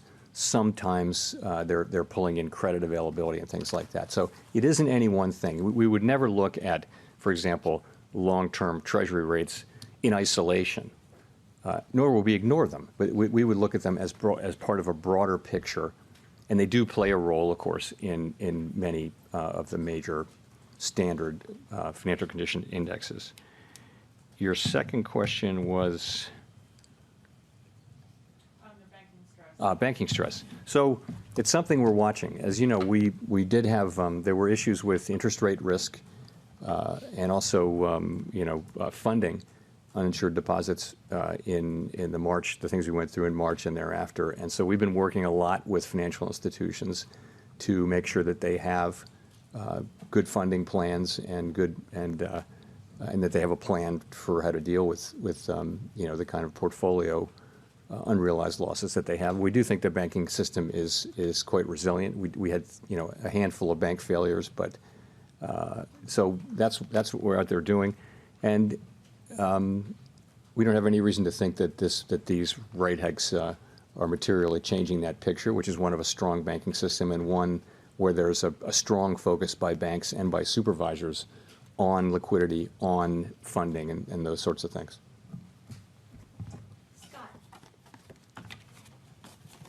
Thanks, Mr. Chairman. Scott Horsley from NPR. Last week, you and your colleagues put forward a proposal to lower the cap on debit card swipe fees for comment. Could you just talk a little about the considerations there, what it would mean for merchants, for banks, for consumers, and also just what y'all are seeing in terms of the use of both debit and credit cards in the payment system? So you're right. We put a proposal out for comment is what we did. And this is a job that Congress assigned us, as you of course know, in Dodd-Frank, and all we can really do is faithfully implement the statute. That's all we're trying to do. What else can we really do? It's a 90-day comment period. We typically don't comment on these things once they're out for comment, and we do hope that stakeholders, and we know that they will use this opportunity to express their views. They haven't been shy about that. So that's critical, and that's what I can say about that now.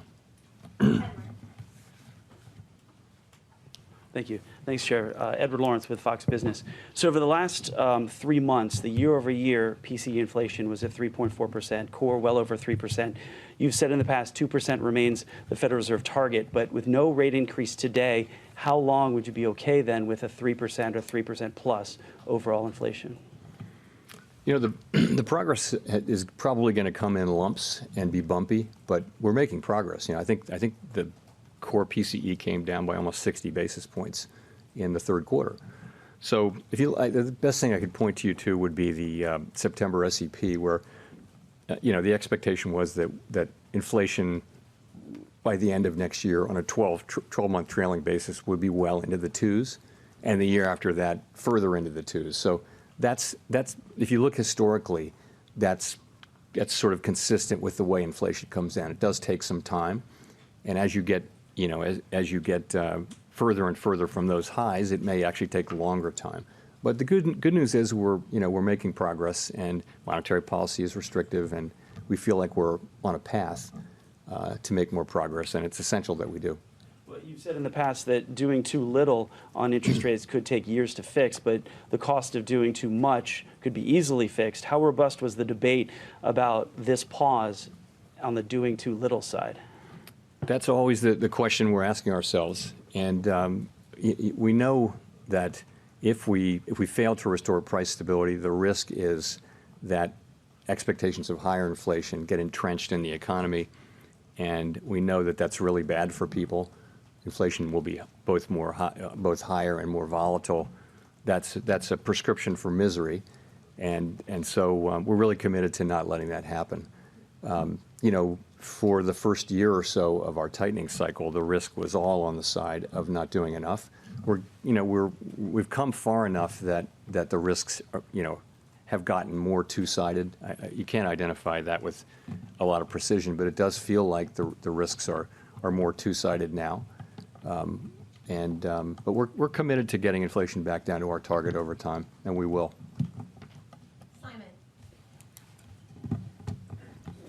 Simon Rabinovich with The Economist. Quick follow-up to the question about banking stresses. You talked about how the banking system is resilient. Of course, part of the resilience of the past year stems from the bank term funding program that you launched in March. Given that bond prices have not recovered, that unrealized losses are probably mounting, how likely is it that you might have to extend that program in March next year? Good question. We haven't really been thinking about that yet. It's November 1, and that's a decision we'll be making in the first quarter of next year. Okay.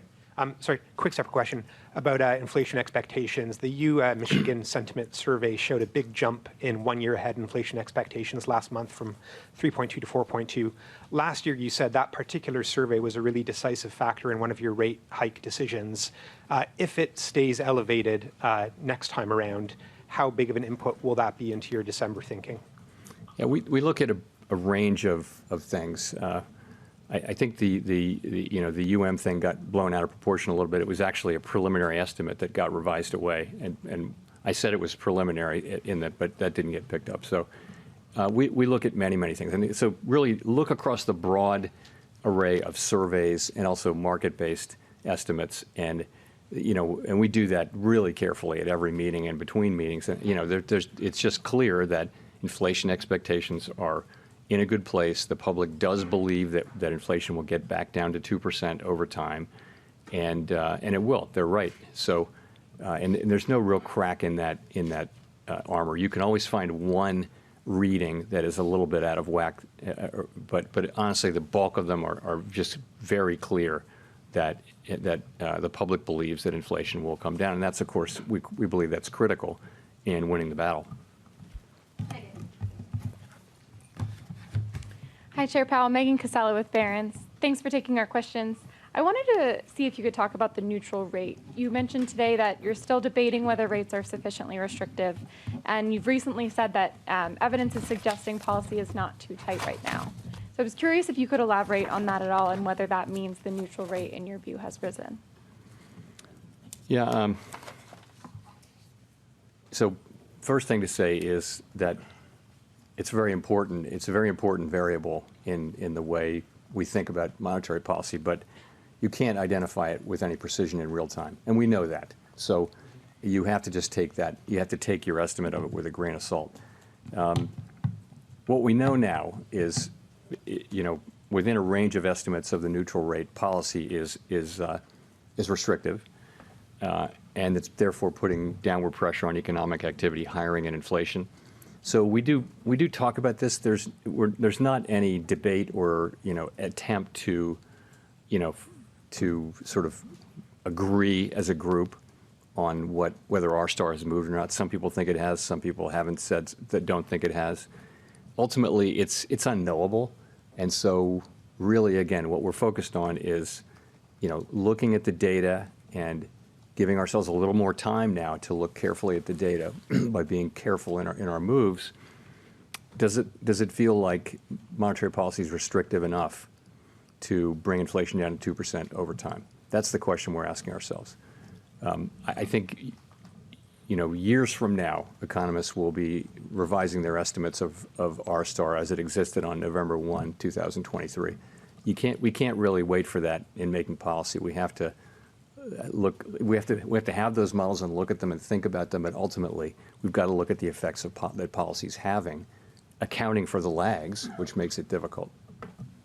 If I could follow up on a wages point earlier, you talked about the inflation outlook, but I'm curious if you have any concerns whether wage inflation at its current level could risk pushing up overall inflation or reacceleration. So if you look at the broad range of wages, they have wage increases have really come down significantly over the course of the last 18 months to a level where they're substantially closer to that level that would be consistent with 2% inflation over time, making standard assumptions about productivity over time. So it's much closer than it was. And that's true of the ECI, which is the one that we got this week. It's true of average hourly earnings and compensation per hour too. So, and all of them are kind of saying that, which is great. And you have to look at a group of them because any one of them can be idiosyncratic in any given reading. So that's what you see. And so what you saw with the ECI reading was, if you look back a couple, it comes out 4 times a year. If you look back a couple of quarters, you'll see it was much higher, and then it came down substantially in June. And then the September reading was more or less at the same level as the June reading. So in a way, it's just validating that decline. And it was very close to our expectations internally, too. So I think we feel good about that. Also, I would say it isn't, in my thinking, it's not the case that wages have been the principal driver of inflation so far. Although I do think it's fair to say that as we go forward, as monetary policy becomes more important relative to the supply side issues I talked about and the unwinding of the pandemic effects, it may be that the labor market becomes more important over time too.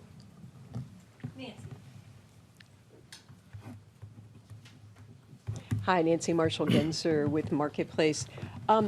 Chair Powell, are you now as concerned about overshooting and raising interest rates too much as you are about getting inflation down to the 2% target? So as I mentioned, I think for much of the last year and a half, the concern was not doing too much, not doing enough. It was not getting rates high enough in time to avoid having inflation expectations, higher inflation expectations, become entrenched. So that was the concern. I think we've reached now more than 18 months into this. You can see by the fact that we have slowed down, although we're still trying to gain confidence in what the appropriate stance is. But you can see that we think, and I think, that the risks are getting more balanced. I'll just say that they're getting more balanced. The risk of doing too much versus the risk of doing too little are getting more closer to balance, because policy is I think clearly restrictive at 5.25% to 5.5%. That range, if you take off a mainstream estimate of the expected inflation, take 1-year inflation, you're going to see a real policy rate that is well above mainstream estimates of a neutral policy rate. Now that's arithmetic. It doesn't really, what the proof is really in how the economy reacts. But I would say that we're in a place where those risks are getting closer to being in balance. And you said the proof is how the economy reacts. What are you looking at to be sure you're not overshooting? Well, I think what we're looking at is, is inflation still broadly cooling? Is it sort of validating the path we saw over the summer, where inflation was clearly cooling and coming down? Now, we've seen periods like that before, and there hasn't been follow through. The data have bounced back. So what are we seeing? Are we seeing, is inflation still coming down? So that's the first thing. Second thing is, in the labor market, what we've seen is a very positive rebalancing of supply and demand, partly through just much more supply coming online, and with labor demand still clearly remaining very strong. When you have the kind of job growth we've had over the last quarter, it's still very strong demand. So, and you see wage increases coming down, as we discussed, but coming down, in a kind of gradual way. I think that's what we want to see, that whole set of processes continue.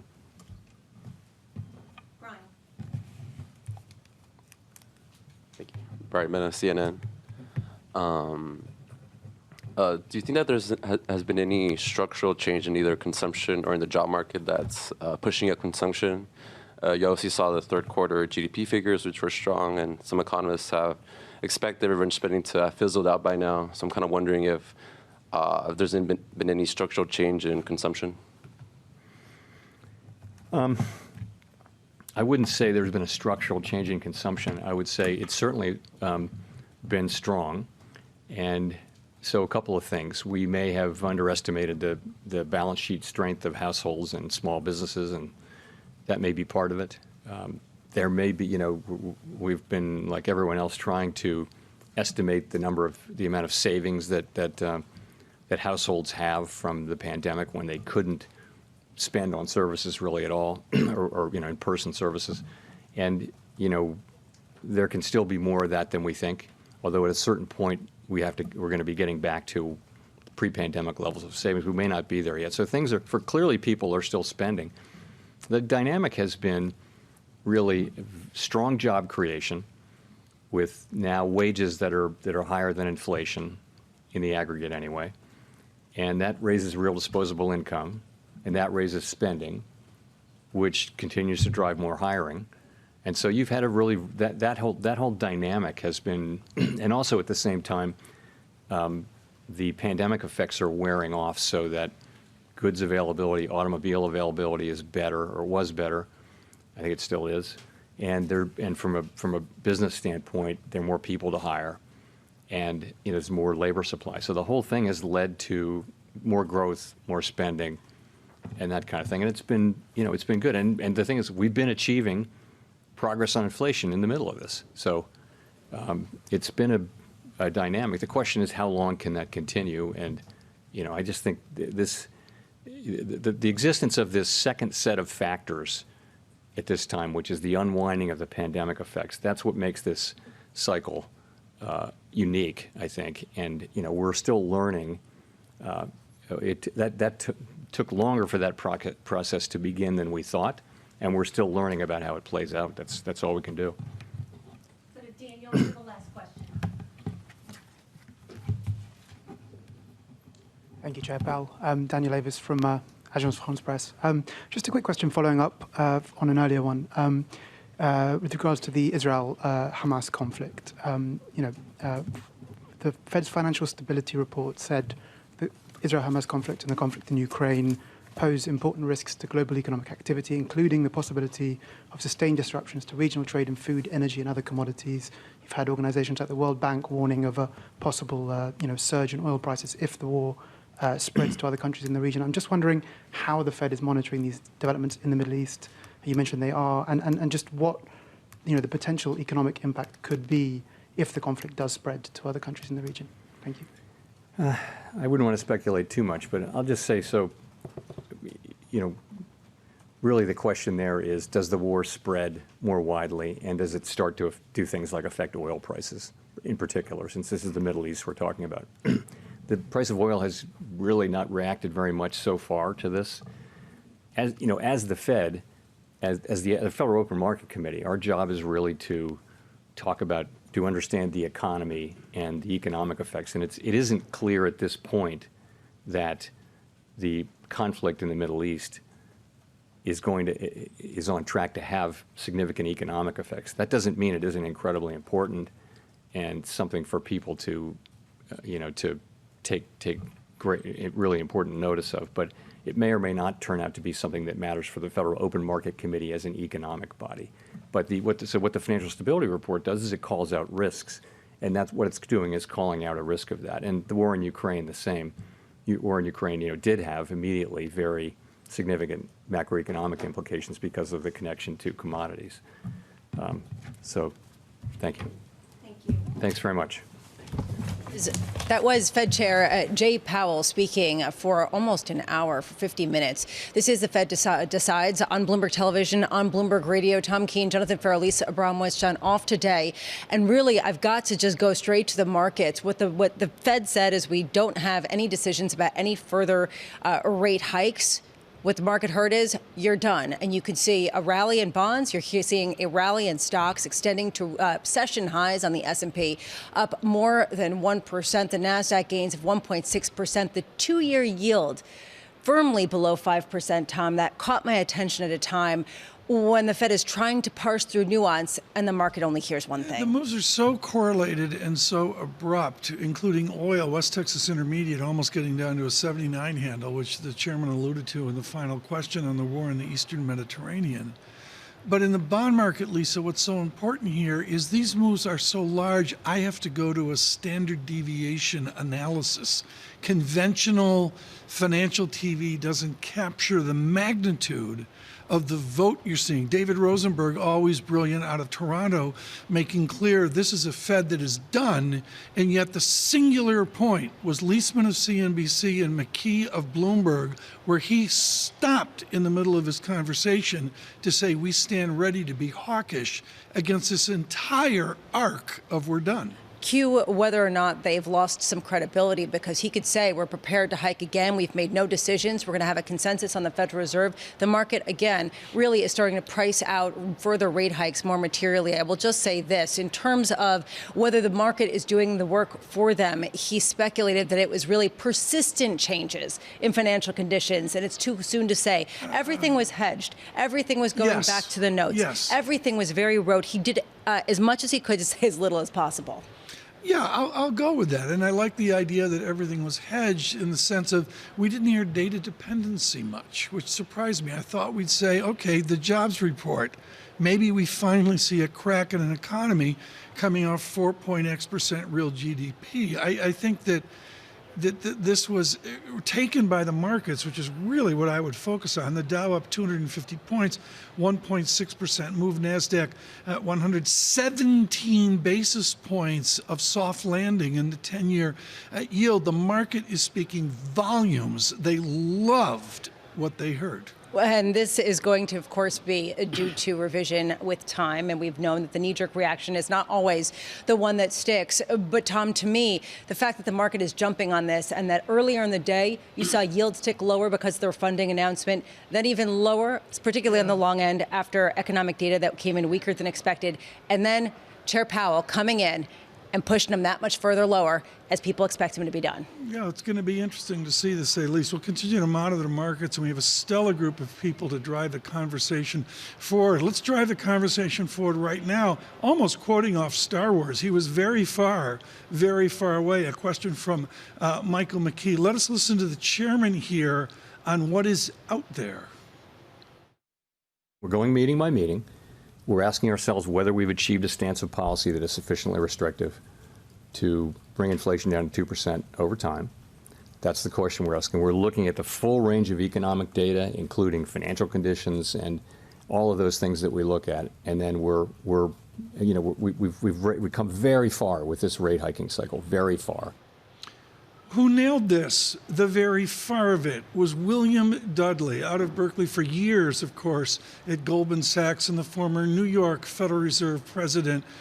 Huge value at Bloomberg Economics and a senior advisor in economics for all of Bloomberg. Bill Dudley, you and I were in the lofty, cool climes of Marrakesh a few weeks ago as the international community confronted a unique American experiment, a dynamic fiscal inducement, a fiscal stimulus to where we are now. Your essay in the last 2 hours for Bloomberg makes clear you have immense concern that the Fed, given the cards dealt, could get this wrong. What did the chairman not address in this press conference? I think that he's quite confident that policy is restrictive enough to slow the economy down. And I think the fact that we just had a growth quarter of up nearly 5% calls that a bit into question.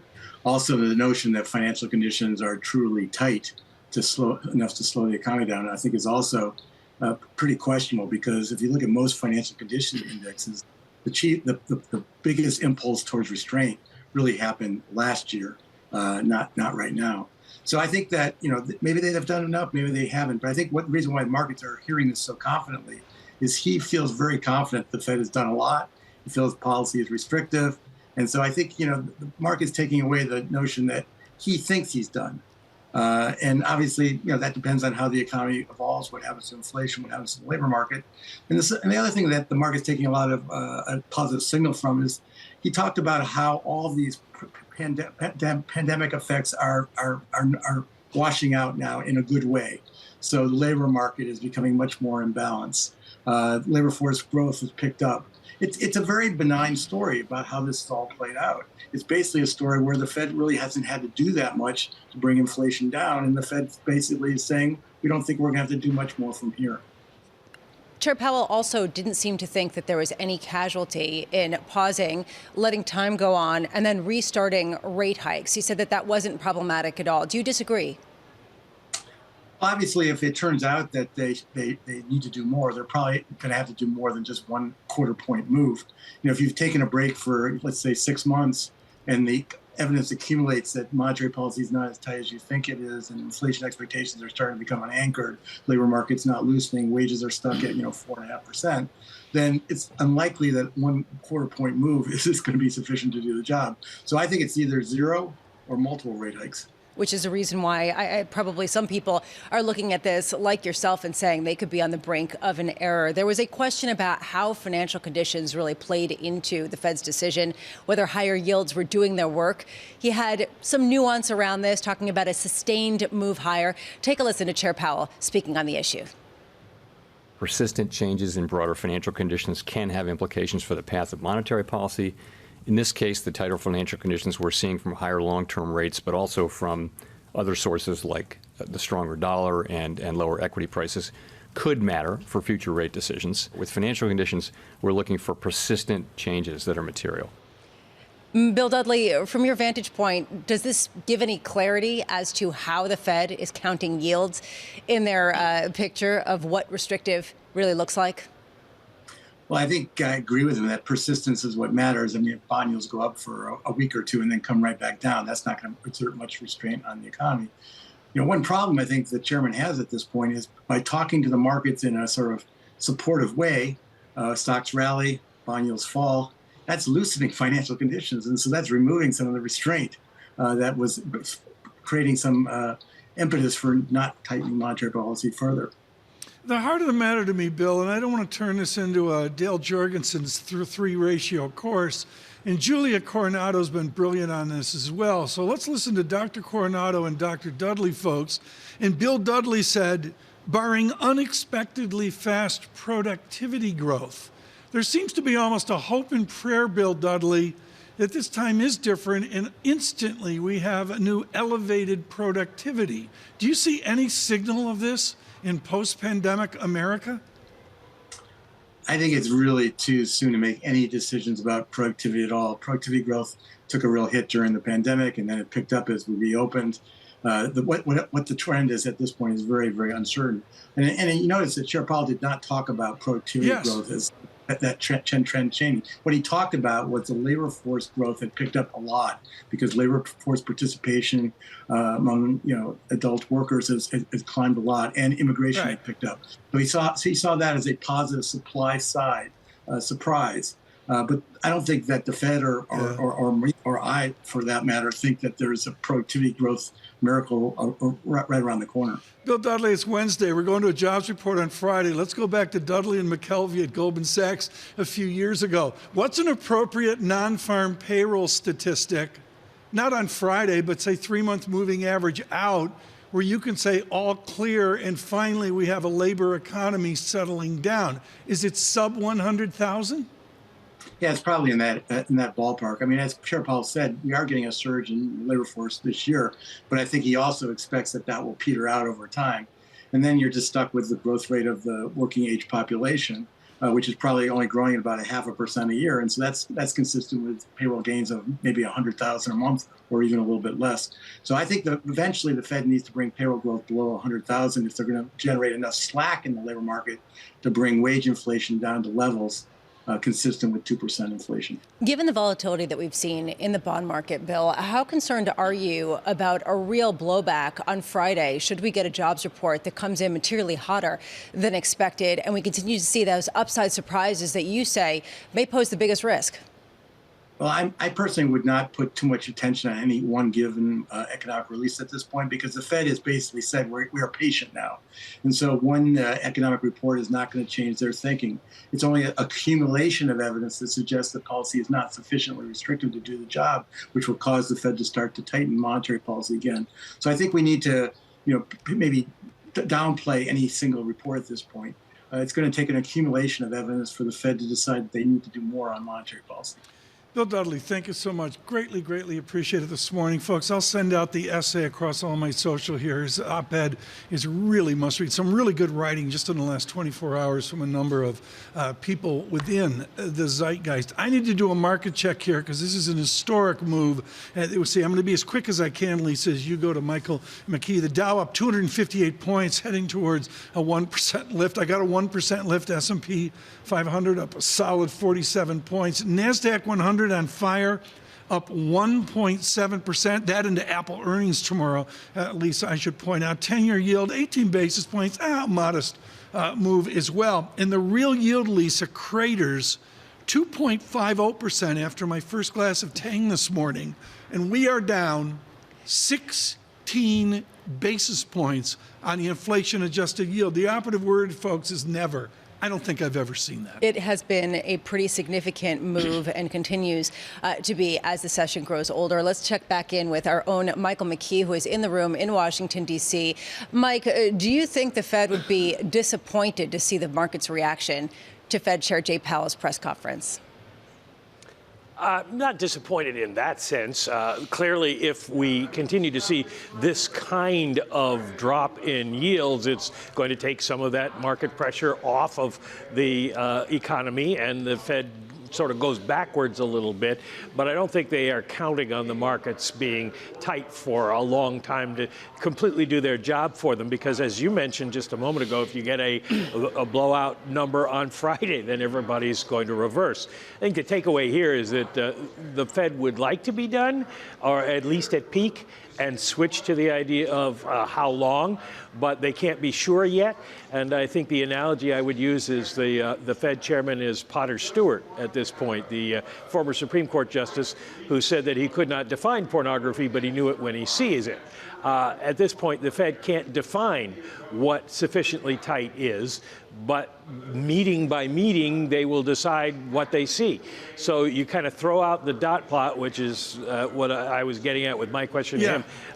The markets can't predict anymore what the Fed is going to do. They have to go into every meeting trying to assess what the Fed will think about conditions at the time, rather than some sort of objective data release. And Mike McKee, in your tenure, back to Arthur Burns, you were a young buck there with Arthur Burns a few years ago. Have you ever seen a Fed working away from theory, away from the orthodox? They seem to be literally, as you and Steve Leisman alluded to, making it up meeting to meeting. Yeah, I mean, orthodoxy changes, obviously, and the time from Burns to Greenspan, it changed quite a bit. And it's still a Fed truism that the inflation is kind of the key to everything. But they don't know what's going on. The models don't work or haven't worked coming out of the pandemic. It's all something new. So they are doing their best to try to figure out what's going on without using some of the history-based models and previous outcomes that they would have had to use in the past. And this will engender a lot of rewrites of monetary policy thinking, I'm sure, going down the road. Just to sum this all up, is strategically patient the new sufficiently restrictive? I saw that comment, and I think it is. It sums it up pretty well. They are going to be patient. They're going to have a good reason to do whatever, whether it's cutting rates, raising rates. They will not have to have a good reason to just leave rates where they are. They can just go with the economy as they see it. Michael McKee, thank you. And wonderful question, as always. Strategically patient. Were you strategically patient last night at 9 p.m. with Absolutely the not. cherubs? No, I was not. Absolutely. With the sugar highs, et cetera. But this, to me, really highlights what they're saying.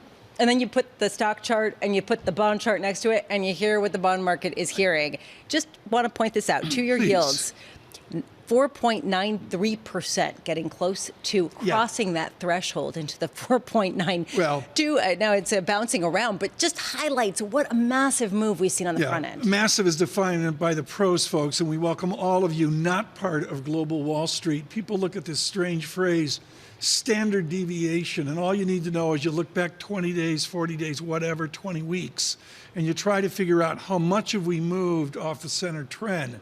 Jeffrey Rosenberg of BlackRock knows we've seen a standard deviation move.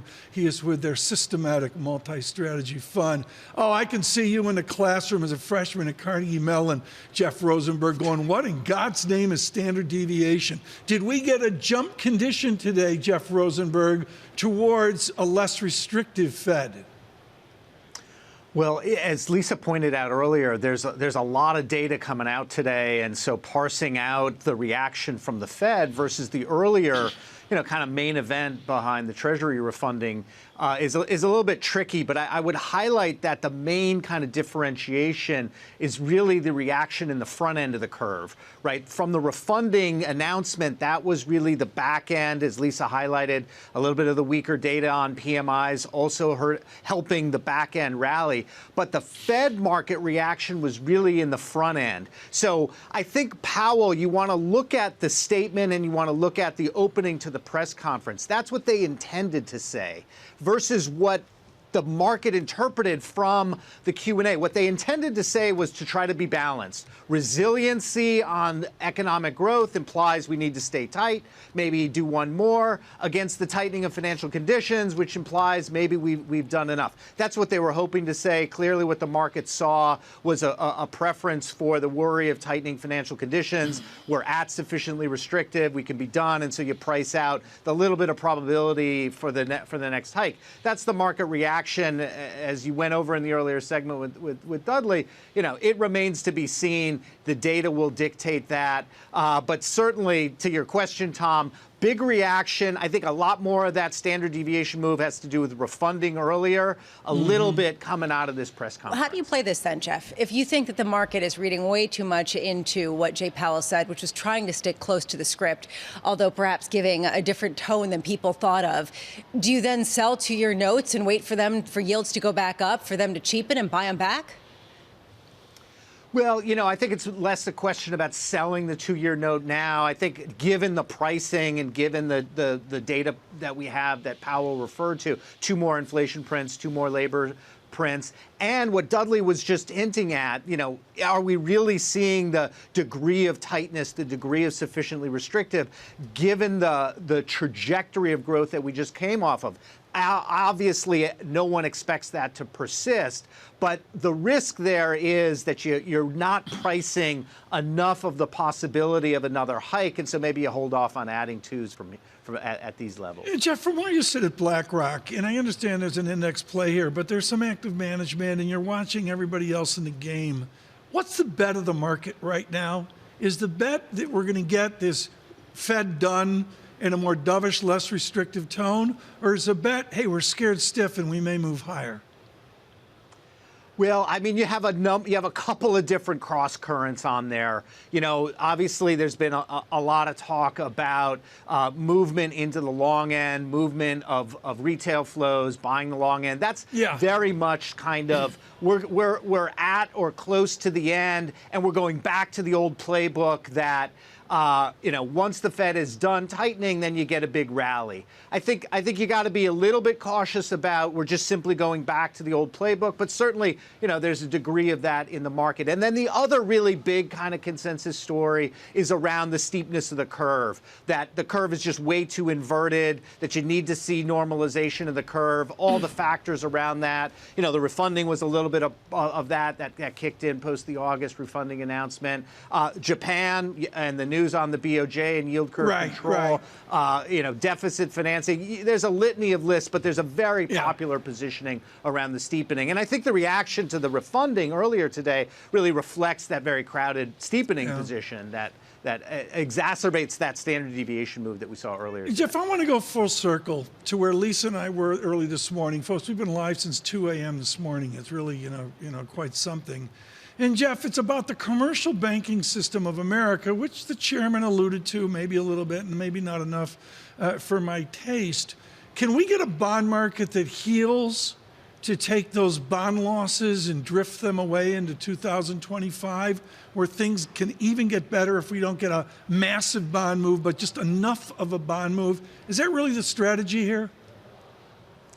No, and you did hear that question. It was probably one of the few questions on that topic. I mean, this is a historic move in terms of interest rates. So, even if you get a modest kind of cut in interest rates that the bond market in the second half of 2024 is anticipating, that's nowhere near enough to kind of unwind the unrealized losses that you're talking about from this historic move from 0 to 5. So that's really about a long-term story of repairing capital and dealing with those issues within the banking system, that if you kind of repair the funding concerns, and that was what the bank term funding question was referring to, then maybe that doesn't become a crisis moment, but it still becomes kind of a longer term drag in terms of capital repair, that even a small rally as is anticipated in the bond market pricing for 2024 isn't going to be sufficient to repair.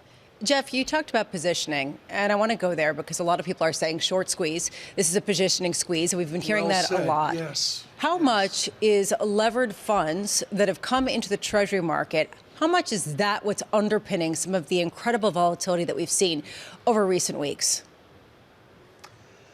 Well, that's a tough one to sort of pin it on leverage. There's a lot of drivers to that volatility and to that uncertainty.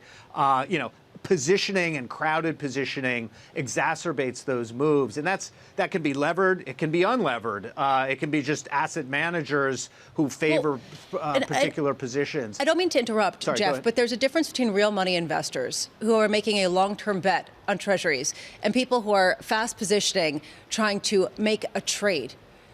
Or is the market right now being determined by the trading types, not by the real money? I mean, in short-term reactions, absolutely, right? Leverage is going to exacerbate reactions to price movements. So I think it's really about, decoupling, and you said it earlier, the near-term reaction isn't always to any data point, whether we're talking about the press conference or on Friday to payroll or CPI. That near-term move, yes, that's going to be dictated by algos. It's going to be dictated soon by AI. It's going to be dictated by the levered positions and crowded positioning. But let's separate that from kind of the longer run impact of the fundamental signaling. And as you mentioned earlier, you can have the near-term reaction, and then a day later or 2 days later, it's a very different trend as we parse the totality of the data. But certainly, very short-term price reactions are going to be driven by those levered factors. Jeff Rosenberg, thank you so much, as always, for your comments on this incredibly important day. It was supposed to be a snooze fest. It was not. Absolutely, certainly by the reaction. Into it wasn't either, because of the refunding announcement, as well as some of the economic data. But really, what we are seeing is a market coalescing around the idea, for now, that the Fed is done with rate hikes for this cycle. And this is completely outside left field, but I guess it's stay tuned for Bloomberg in Asia and what Yvonne Mann will lead with at 6, 7, 8 p.m. as well. If you get a market like this in the West, if you get this joy to the world, is this the moment where the Bank of Japan can slide in and do something constructively about their busted theory? Little editorializing. Well, blink. I'm sorry, folks. I had to go there. Well, blink if you miss it. That's basically it. We do have wonderful guests coming up on the close. We get more reaction to the Fed decision. Guests including Charles Schwab, co-chief investment strategist Liz Ann Saunders, former Fed Governor Betsy Duke, and Princeton University professor of economics Alan Blinder. It's going to be interesting to see. We will be with you tomorrow. Bloomberg surveillance, Apple earnings tomorrow, and then on to Jobs Day. It's been The Fed Decides. Good afternoon.